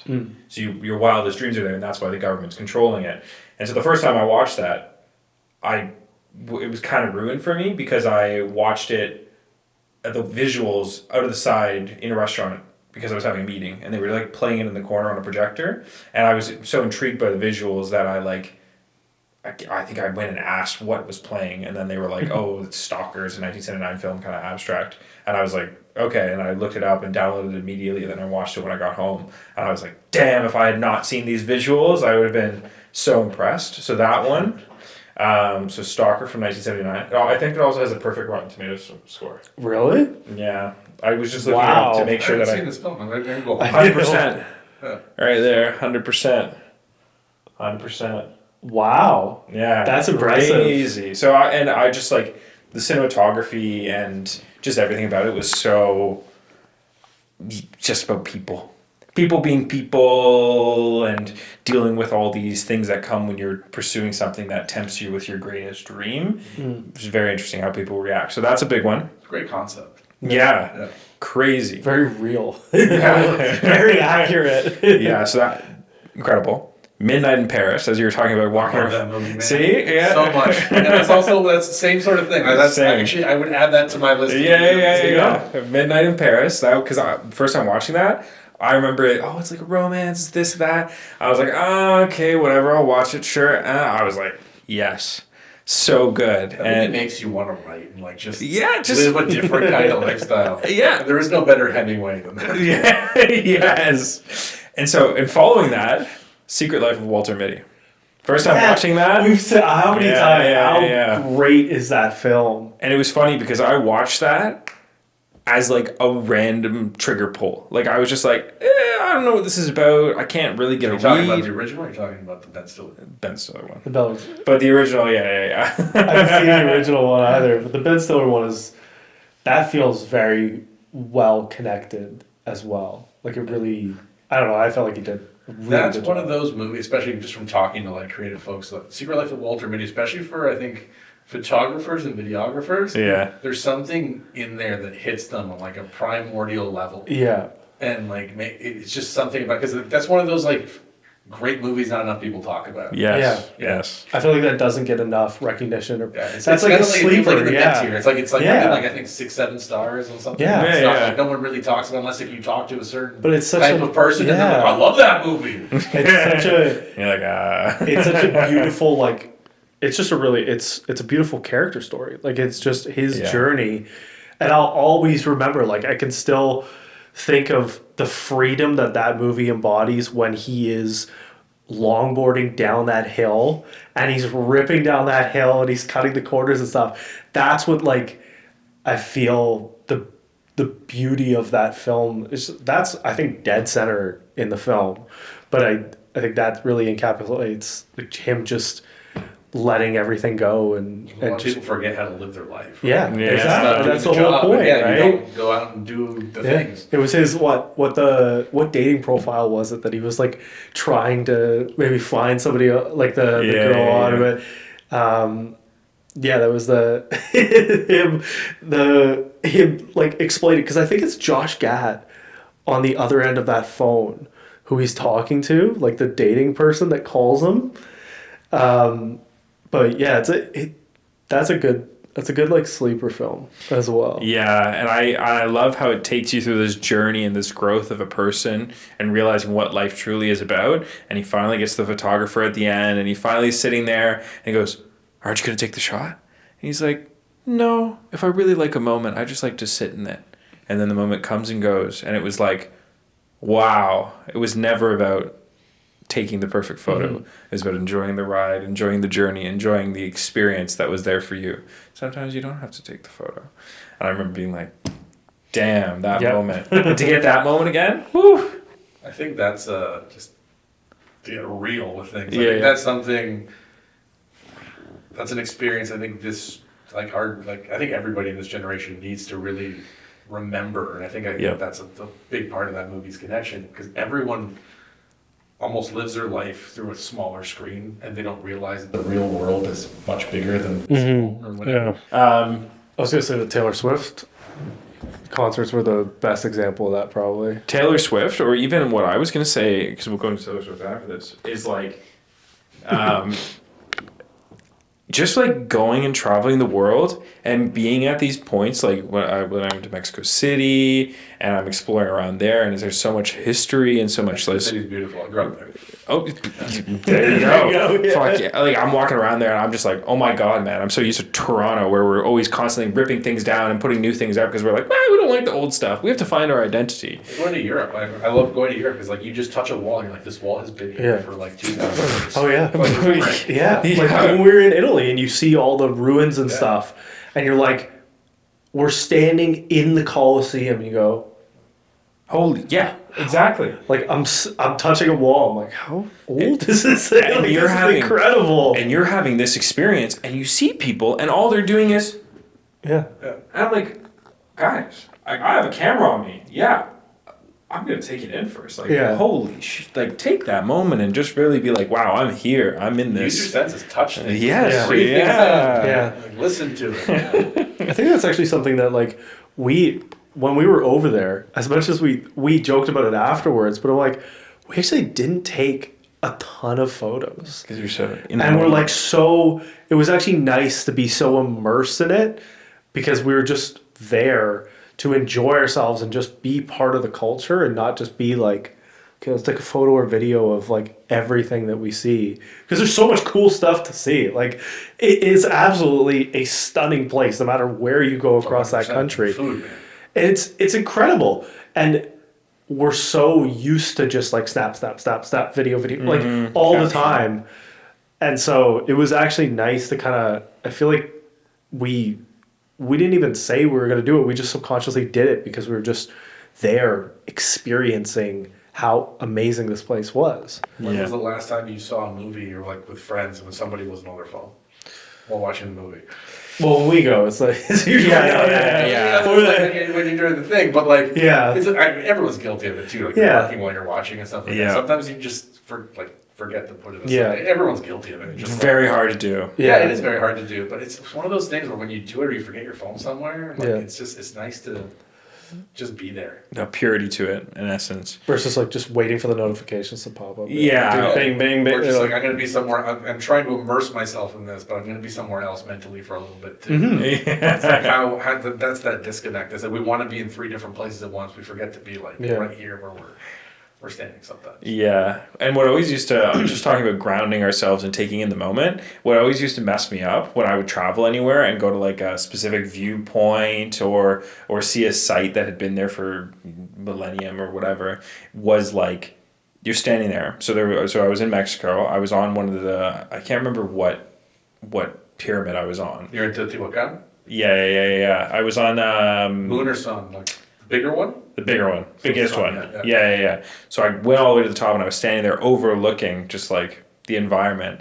And the thing that messed me up was I'm thinking like, how many people have stood in this exact spot, stood and looked over the exact same view at the same time that I'm experiencing it, but so differently. And so it's kind of like where you realize that the universe is so much bigger than just you in that moment, overlooking the environment. And I remember standing there just like being mesmerized. Everybody else is like, wow, look how pretty it is. And I'm sitting there going, oh my God, man, how many people have stood in this spot looking? I'm having my whole philosophical, Limitless, where you see all his neurons firing. I'm like having a moment like that, and then the guy's over here, let's take a silly photo. Pretend you're tearing my heart out, like stupid shit like that. Oh my god! If you go to peace, everyone's in the fucking leaning tower. We didn't even bother going. We're like, that's all that's there. It was just like, it's okay. We didn't need to go. It's like we were talking about like before we started filming too. Like it's I think why the cinema will always endure. Yeah. And like as much as people like now everything comes out in home release and all that. And it's convenient, yes, but like when you're at the movies, you're at the movies. You're there for like a purpose. Yeah. Yep. And it's like the chairs, except whatever, but like it's everyone is looking at the same thing for 2 hours, Yeah. or 3 hours, or whatever it is. When you're at home, if you're watching a movie, you're gonna do the inevitable, Oh, absolutely. Like, you're not as immersed. The lights aren't down. You're not just watching the one thing.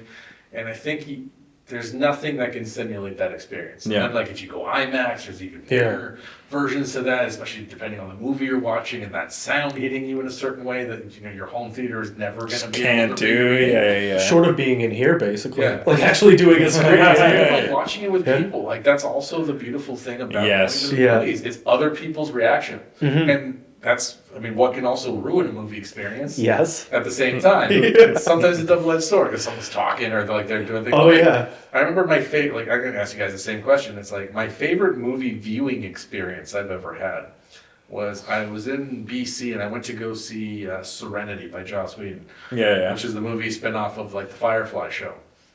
And I just seen the show like literally the day before. I just like bought it, like going through it, and I'd seen the trailers. I was like, this looks interesting, but I know nothing about it beforehand. But that cinema was full of people who were just like diehard fans of this show. So it's like every beat that he wanted in that movie to come across a certain way, everyone was eating it up. No one was talking during the big lines, but everyone was laughing in the right places. Everyone was like in the right moments, the oohs and the ahs. It was just like everyone was in the exact same zone for those 2 hours, and it was just mind-blowingly. It made the movie better. Yeah. When like everyone had the same yeah. brain cell for those 2 hours. Yeah. And it was Everybody understands unbelievable. what is going on. Wow. Yeah. They all synchronized. I have two examples. I have a funny example, and I have a very recent example that you will probably agree with. My funny example is from when I was like 8 or 9, when I was down at Disney World and saw Shrek 3 in 4D. It was like one of the first times they had ever like done it. So like the 4D stuff is where they spray like water and stuff at you, and like you smell stuff. And Even though 4D is a term for time, but yeah, I know. but and they have like the 4DX stuff now at like some of the cinemas. But I remember that as like a crazy experience that I still vividly remember sitting with my parents in the cinema. Yeah. At that age, like you don't remember many films and stuff, but I remember that. And then my more serious one is we saw The Brutalist. I knew you were gonna say this. In 70 millimeter down at the TIFF Theater. I hadn't heard about this movie until literally just before I saw you guys post about it. One of the artists comes to the shop while he's like, we're going to go see this movie called The Brutalist. Yeah, and it's 3 hours and 40 minutes, so like it's not. I'll never watch. You're gonna have the title. No. There's an intermission though. Yeah, even worse. As we walked in and as we sat down, like as people started coming in, I looked over to Nisa and I went, everybody's here. Like you can tell everybody's the same in terms of how they can appreciate a movie. Okay, because we're at TIFF, we're at I know, 70 but it's like, millimeter. but still, it's still the environment of the cinema. And you're like, yeah. you didn't hear like.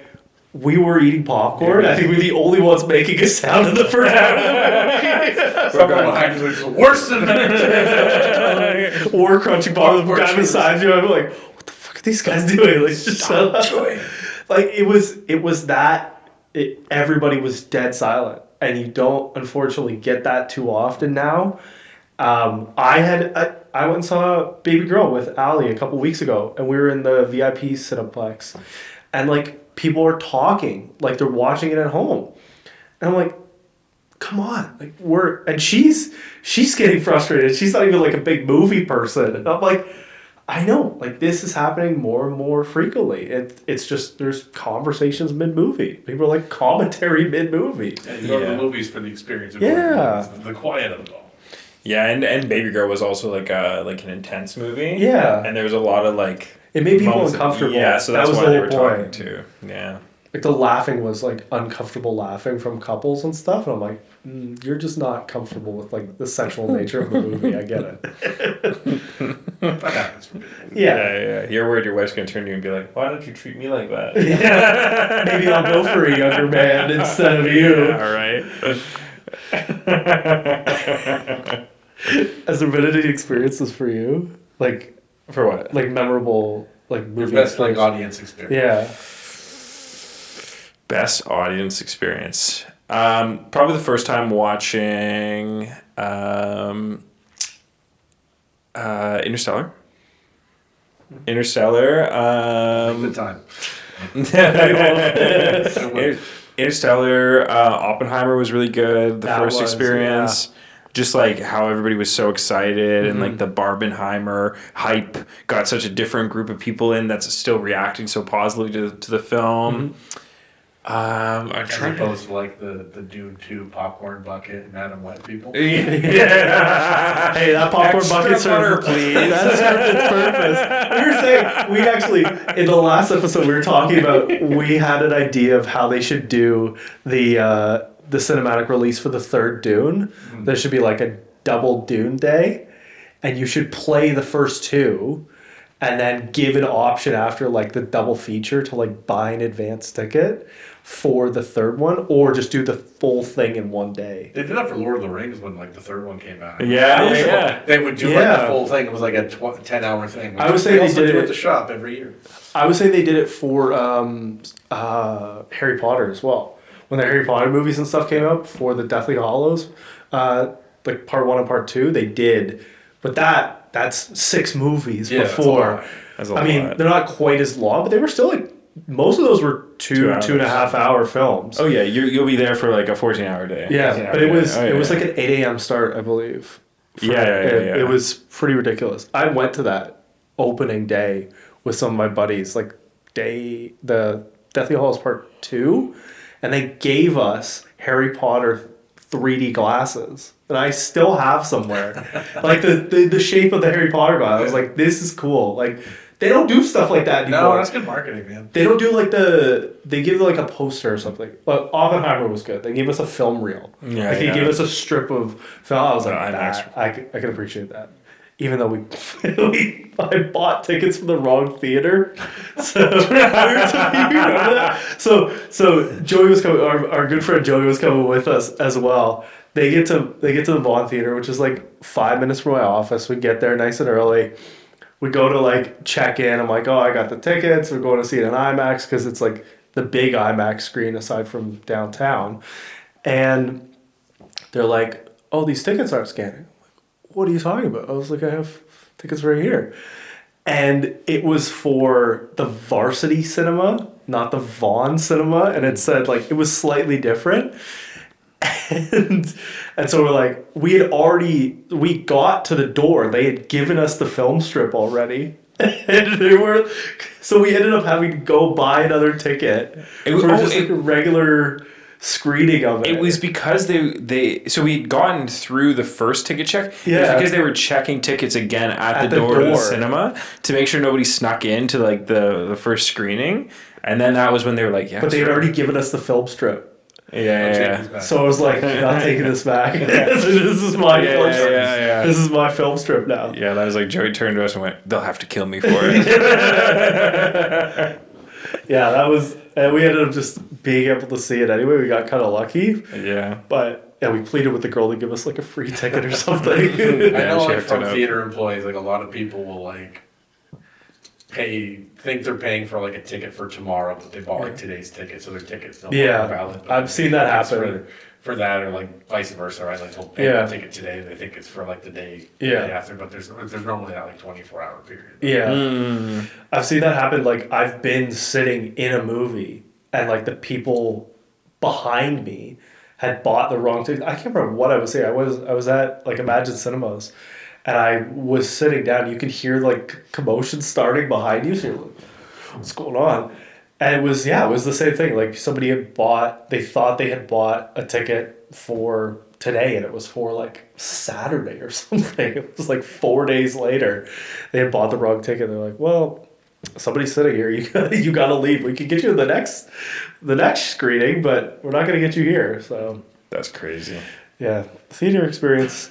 I hope they kind of draw back and do more for like the moviegoer, and it kind of seems like they're moving in that direction. Like we were talking about the Cineplex subscription and stuff, and it has become worth it for $10 a month. Like you actually get a good value out of it. It's cheaper than just one ticket anyway. I'm trying to encourage people to go. I mean, that's what, $12, $13 to subscribe, and you get a free movie ticket every month. Just the cost like more than that most days. And so it does make it worth it. It makes the other discounted tickets worth it. They just want to be a bank. They They want their consistent monthly revenue. Yeah. And it's like, okay, we know that we can measure this metric every single month. And they're like, whatever. We give them a ticket for it. So they're like, wow, I paid the price already. But we know we guarantee that cost. Well, it's the thing about subscription services, right? Yeah. I think something like, what's the ratio? I think like 40% of people will never use it, even if they sign up to something. It's just constantly draining, like going out of everything. The Cineplex ones don't expire. Like they don't, That's great. which is actually nice because the credits like roll over, so you can use. That was like what we had got those tickets originally. I haven't used it in 3 There's years. There's a maximum. Oh, of course there of is. 10 10 tickets at one time. And I checked because I was curious. I was like, I feel like I have a bunch of. I haven't used it in a while. I've been paying for it. And I hadn't been going to movies for a couple months. And I was like, how many tickets do I have? And I was like checking. I was like, okay, I have.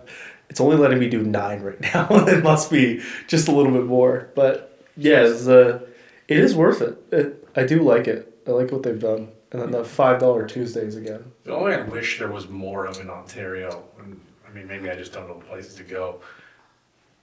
But one thing, like there's like certain places in the U.S., like Alamo Draft House and things like that. There's a more interconnected film experience, I think, in other places that you don't get as much in Canada. Unless it's like a very small cinema, but it's usually like boutique stuff, and they're usually just showing like older things. Yeah. To new crowds, or people rent that out for their own screenings and things like that. But I would love to see more of that, where like people are doing like limited release posters. If you come to watch the first screening of this film, like anything that actually encourages the community to come out more. Yeah. I think that's where you'd see a little bit more of that, like the film people who are really there for the movies. Yeah. Like you'll start getting those people out if there was just a little bit more of that, especially when actors are living in different places, getting as much as you can, just having that extra little bit of like connectivity to it all, even if it's doing it for like that one screening, or just like every month there's going to be like that one big thing. They're gonna do the boutique, something crazy. Yeah. It would just be nice to like really encourage the film person for that, because I know I was always looking for that when I was like young in the film scene. Like in Vancouver, they have a little cinema called Pacific Cinematheque. Don't know if it's still there or not, actually, but it was like a membership fee, and they mostly screen like Criterion things. And it was a great place to just go watch, like if you were a diehard movie nut, like there was whole education you could have there. That's great. If you wanted to do it. It was a great cinema, and they laid it out very well, and I think cinema's doing a better job of it now, where they always are screening older films to give people that experience to be able to go watch them on the big screen. And I think that's also a great thing, like being able to watch like Ghostbusters or RoboCop, those big tentpole things, like in the way they were meant to be seen the first time. Giving people that experience I think is also important. They just did just always leaving it to the home release, because like I know the first time I saw Star Wars in widescreen as well, like I didn't know incredible to that frame. This is how it's supposed to look. Oh my god, character I've never seen before. This is how it was actually. Oh my god. Wild. They just did that with Seven for the 30th anniversary. They released it in IMAX. That's such a good freaking. I was like, that's a perfect re-release. They just did the Interstellar re-release as well in IMAX for the 10th anniversary. But You didn't bother to go see it, so. I'm gonna get a shirt that says Interstellar the line through it. I did not I watch. will watch it eventually. It's one of those, like I said, I love Christopher Nolan films. I just haven't got around to see. For some reason, I've just missed that one. Maybe I feel like I've seen so many clips of it or something. Yeah. Fair. Yeah, Or yeah. You're like, I know mystery's what's gone going from on. this movie Yeah. by Yeah. now, or it's just there's nothing left for me. I don't know. I've looked at the timeline too many times to Kind of the understand. one thing about like doom scrolling where you can start Yeah. coming across like movie clips. It's something you feel like you've seen. I know people who are like, I saw the whole movie. It's like I just see it. It's like I saw it on TikTok. 246 You didn't clips watch on it. You just saw TikTok. you saw it in bits and pieces. You saw it in bits and pieces, and there was a game playing underneath it as well. Yeah, so oh god. So we I just got a question for you guys oh, because this is always an interesting one. The best movie you think more people need to watch? Like a movie you don't think enough people have seen. Like, there's always like one. Stalker. Secret Life of Walter Mitty might be up there. 100%. But that's not Secret Life of Walter Mitty. It might be up there though. I was gonna put that on that. I was gonna make that stipulation. Ah, Like my brain immediately goes to one film. Like one of the I think the best movies not enough people talk about or know about, which is Sorcerer. Sorcerer. Yeah. Who did that? Who's the director? Paul Schrader. Okay. oh, Yeah. heavy hitter. The whole movie is the concept is pretty simple. It's about a bunch of guys moving nitroglycerin through like the jungle in like Colombia. Interesting. Cool. That sounds pretty The good. whole movie, like the whole movie, you feel like the truck can blow up at any time. Why do we watch it? I understand what they were doing. That movie suffered from the curse of like we need to be PC because too many people were talking about violence at the end of the first one. Yeah, Yeah. The movie's all it's like about just, inciting violence at the that end of the movie's movie. all about just taking what the first one did and throwing it out the window, being like, no, that's not what happens. Yeah. That's all that movie is. But we're gonna do it to music and Lady Gaga. Yeah, there must The have been world other was drama. ending, maybe. Yeah, Nightcrawler. That's such a good film. I think that's. I don't know. This might be a hot take. I think that's Jake Gyllenhaal's best character. I think that's the.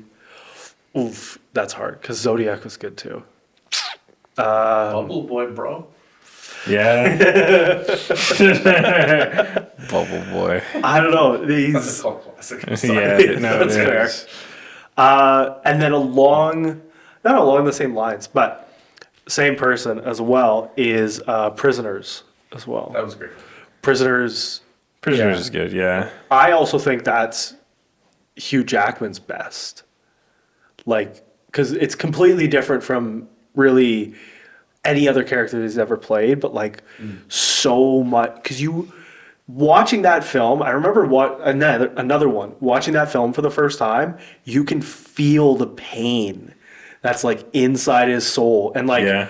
I'll understand. I would love to rewatch that when I'm a dad. Just literally just about to say is I've seen it both in both Yeah. ways. It's a very different experience. Yeah, and you're like, I want to get the guy. But I will be excited, but also like way too fired up watching that film as a dad. It'd be like, That scene where he's like has the hammer and Yeah. just like smashing the sink. smashing Yeah. these guys to the wall That is beside the him. intensity at which you watch that movie from the beginning when the kid disappears. Oh, like, When you have a absolutely. kid, you can't do kid. Like kid stuff is hard. Yeah, Yeah, yeah, Unless yeah. we you get watch more Inside emotional Out, about you're like- stuff that's never like made a tear come to your Yeah. eye. You'll get emotional over weird stuff. so you're gonna be brutal watching Interstellar. Then you're gonna have a really hard time watching I Interstellar. think, like I said, I think I know enough about it Yeah. now that it's not going to hit me as hard. But Yeah. It's obviously not like Prisoners either. Like it's a very Right. It's Yeah. it's obviously I know she's getting older while he's going yeah his pace and- yeah. Like, yeah, Yeah. I think I've like again, just I've seen so Too much many- peripherally about it, but I'm still gonna watch it. Sometime. Yeah, I would say those two are probably my like two that I feel. Aside from like, I think people need to give some of the old John Candy films a rewatch. I love those just for like the simple comedy that they were. They would never be able to be made now. They're way too pushy and aggressive, but they're also still like fun films. Like Uncle Buck is a very fun film. Certain kinds of comedy, like Yeah. they're funny for a reason. Yeah. Yes, they may not The Great be as you know, Outdoors. Yeah. So those are good. Those are good films. Yeah, that'll be kind of like my picks.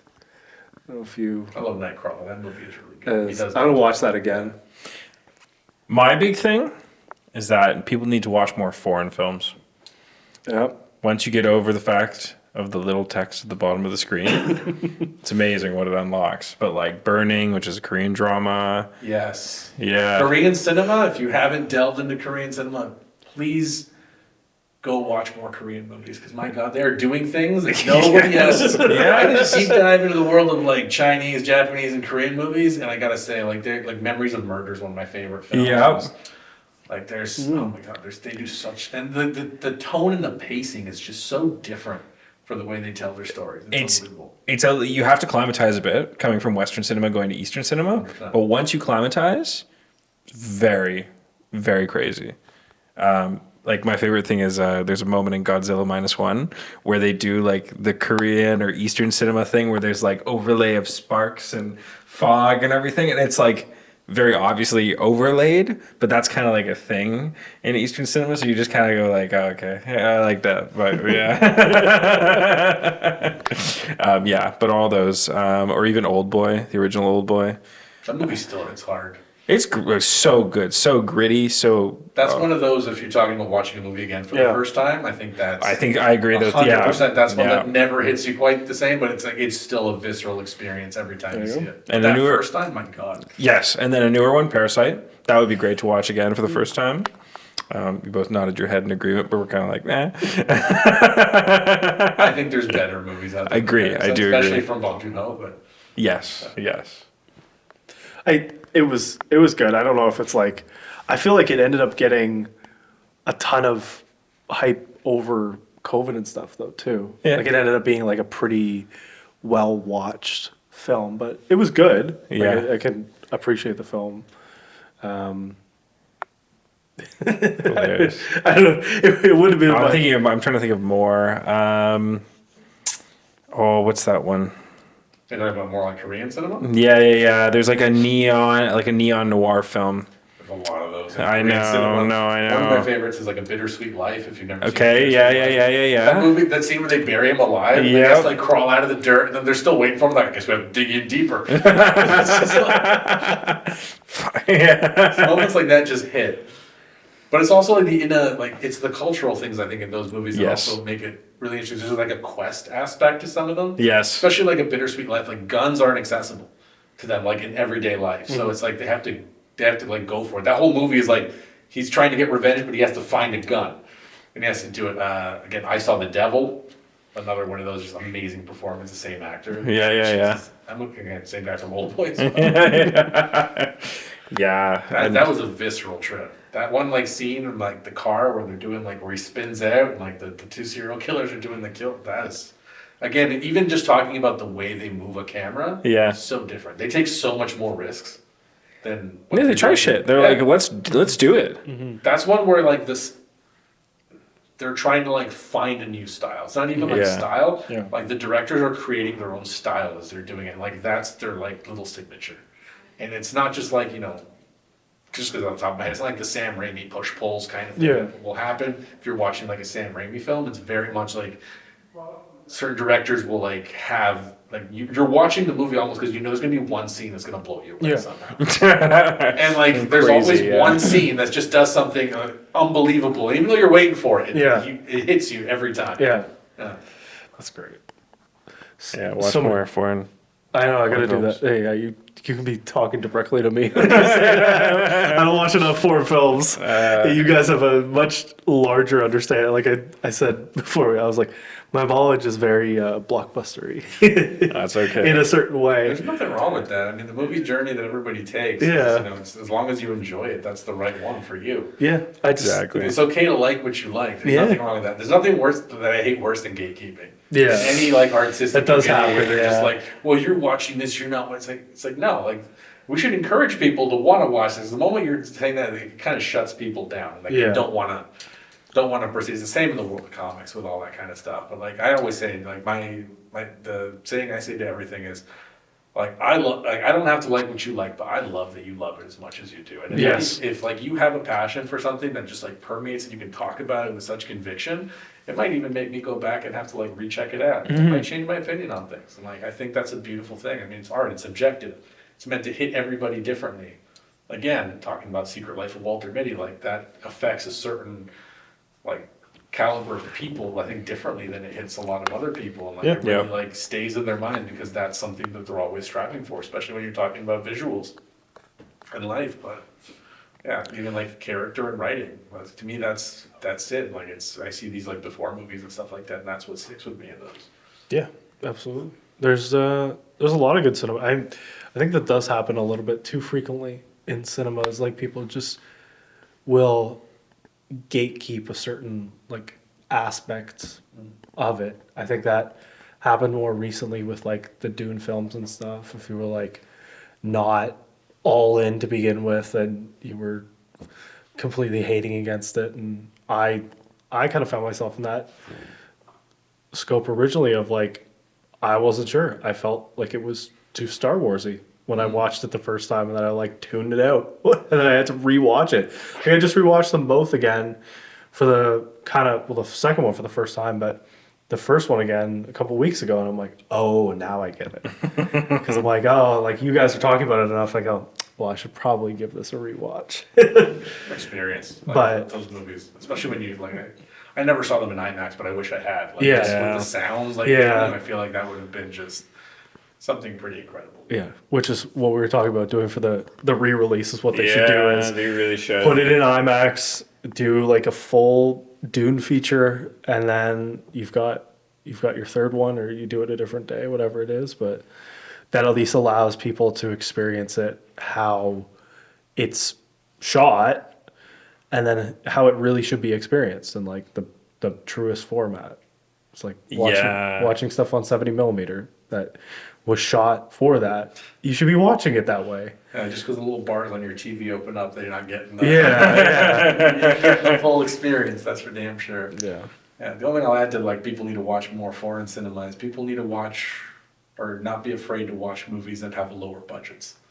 Yes. There is, I think, a big like it's amazing what a movie with a low budget can do when it just sort of immerses you in its world. I mean, just jumping into like horror movies for a second, like there are so many amazing things out there that even though they're campy or they have their moments, they do some astounding things. Again, a very uncomfortable movie to watch, but if you watch it, it's an amazing character piece. Henry Portrait of a Serial Killer. Like the dead bodies in that movie are all mannequins. They're very visibly mannequins. Like you can tell. Like, there's no ifs, ands, or buts. But Michael Rooker's performance and like the brother and like the girl in that movie, like they just take you to a different place, and like you can't, like, even with that disconnect, it just hits you like a ton of bricks every time. And it's amazing what people can do when you're watching stuff. Like one of my favorite things is watching things that I have no awareness of, like how amazing. Like I like deep diving into things. And we were talking about before movies like Upgrade. So like what Lee Winnell can do with like no budget. I don't know if you ever saw Upgrade.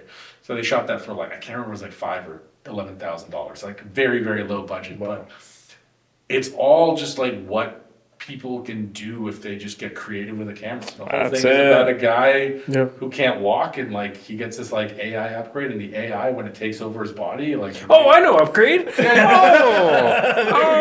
Yeah, and then he's like, "Do you want me to protect you or whatever?" And he goes, "Yes, yes." Moves when he does the upgrade stuff, like it moves with him, and like it turns into They this did that like for, like, robotic movement and stuff. It's so good. You said 9 to 11. Crazy. I remember I enjoyed that movie a lot. Yeah. Upgrade. Oh, why do I know Upgrade? I knew he would know it. I could be wrong on the 1,000. It could be million. But like, Maybe. all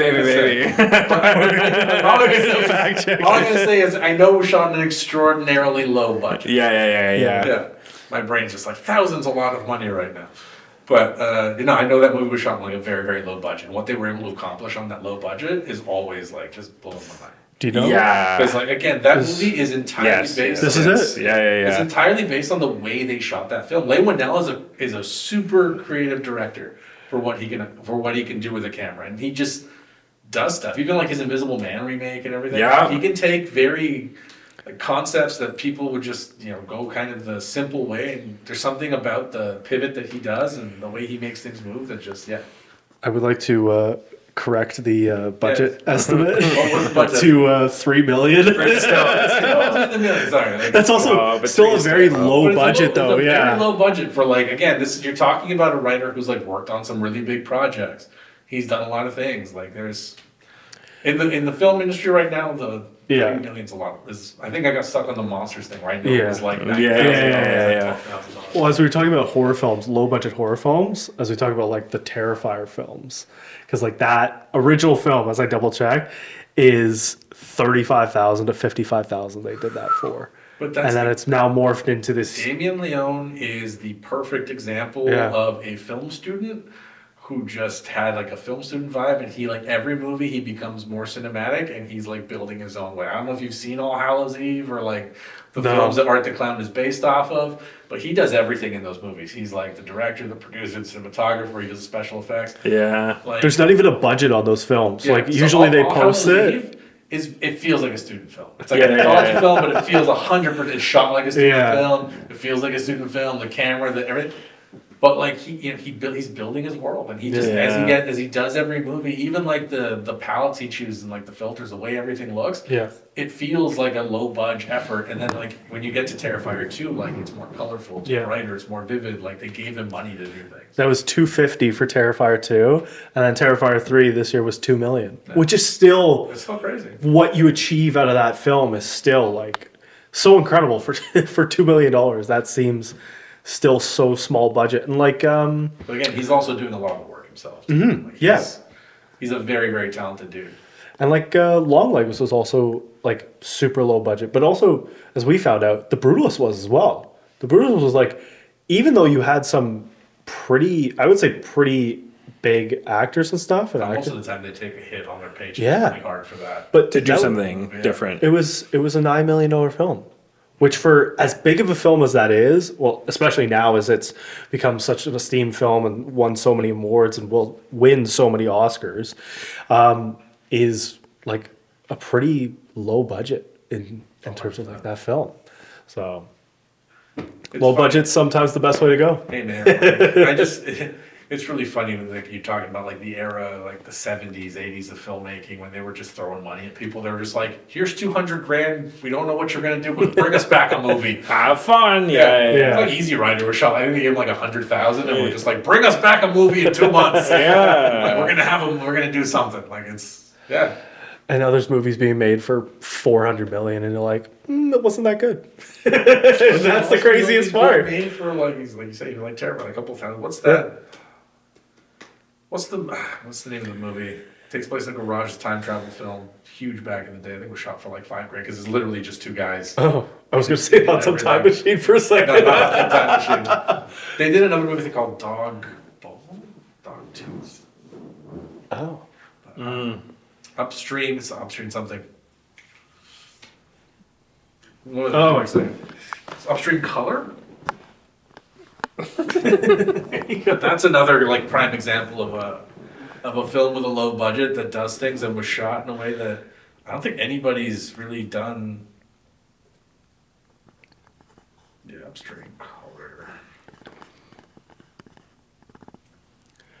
I don't think anybody's really done this kind of stuff that these guys. Shane Carruth, yeah. Okay. So is Upstream Color? Sorry, Primer's the one I'm thinking of. Okay. Yeah, but he did another one, the one he did afterwards is Upstream Color. So Primer is just two guys in a garage. Is what they shot, and like as you get on in the movie, you realize they're building a time machine. Oh.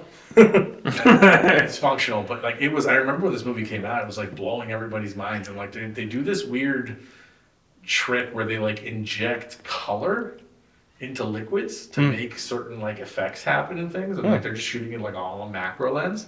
Oh, cool. But yeah, Primer and Upstream Color, highly recommend checking it There you out. go. To just see, because again, those movies, again, shot for, especially Primer, were shot for like nothing.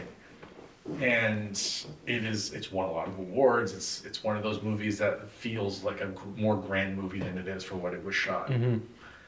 And again, even if you just know stuff about cameras, I mean, there's people, very talented folk out there who can hack the hell out of like a nice little Panasonic GH camera and get some airy quality stuff out there. Yeah.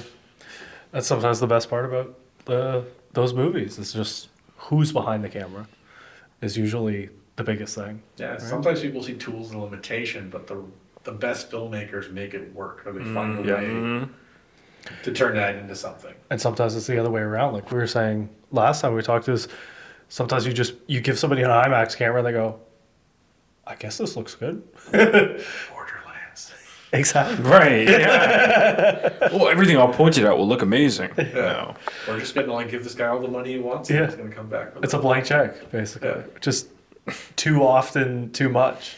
Yeah. I'm imagining the screening of that movie, all the executives. Oh no. Imagine it was the same with Madam Web, and I imagine it was the same with. I don't know. There was too much. more money was poured into Borderlands than the expectation for like a bigger thing. Yeah. Especially video game franchises now. Like now that video games, are just Popular, yeah. they're a different beast than they were like 20 years ago. Mm-hmm. When I was growing up, it's like someone would be like, "You could make money playing video games?" Never, right? Now people Now make it's a lot very, of it. very It's a viable, whole industry. very Yeah. vital revenue source, right? Yeah. Video game movie I'm very interested in how they're going to do is Helldivers. Helldivers Interesting. 2. Well, the hard part about that is you have to convince that, because the humans are the bad guys. Or like the government's the bad guys, but they make it sound like we, humanity, are good, eliminating all these alien threats.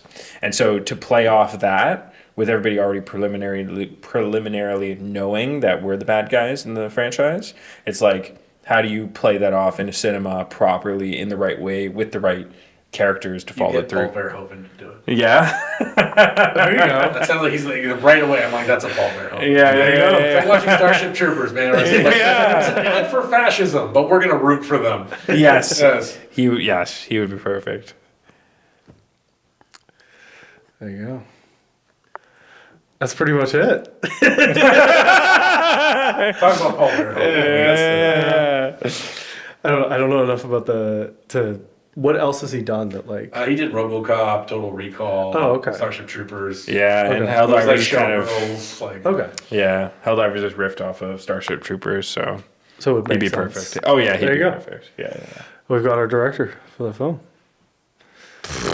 You should go back and watch like the '80s Paul Verhoeven, and just to see Yeah. how irreverently like political he is. Yeah. It's like watching RoboCop. It's like most people like that movie's all about the ads in between. Yeah. Yeah, and just seeing like all that, I'd buy that for $1, or like nuke 'em. We're gonna play the game of global like annihilation. So technology was just there. That's good. Cool guy. Well, Omar, thank you very much Oh, thanks for having coming me. It on was the fun. podcast. Yeah. We appreciate it. I think this will be our longest episode yet. Hopefully, Ashley's not too upset. We've been gone for a while. Everybody, if you haven't already, if you live in the area, if you live in the GTA, go and check out Wayside Comics and Cocktails. We're the only comic shop with a cocktail bar in it. There you go. And then you can also go around the corner. There's the tavern too for extra late night drinks. But Yep. the comic book store is incredible. Like there's pretty much everything. And then Omar's got like the little vault on the inside is what we like to call it. And we like to watch movies all day, like I said. And if you're into like watching bad films, join us on a Saturday from like 7 to 10. Yep. We call it bad commentary. And like I said, if you can make me laugh with something, a topical joke about what we're watching, I'll buy you a drink. There you go. What else do you need to hear? So that's us signing out from Real Talk, from Sander Mason. and Omar. special guest. Thank you guys. Thank you very much, and we'll see you guys next time. Thanks for having me, guys. It's a lot of fun.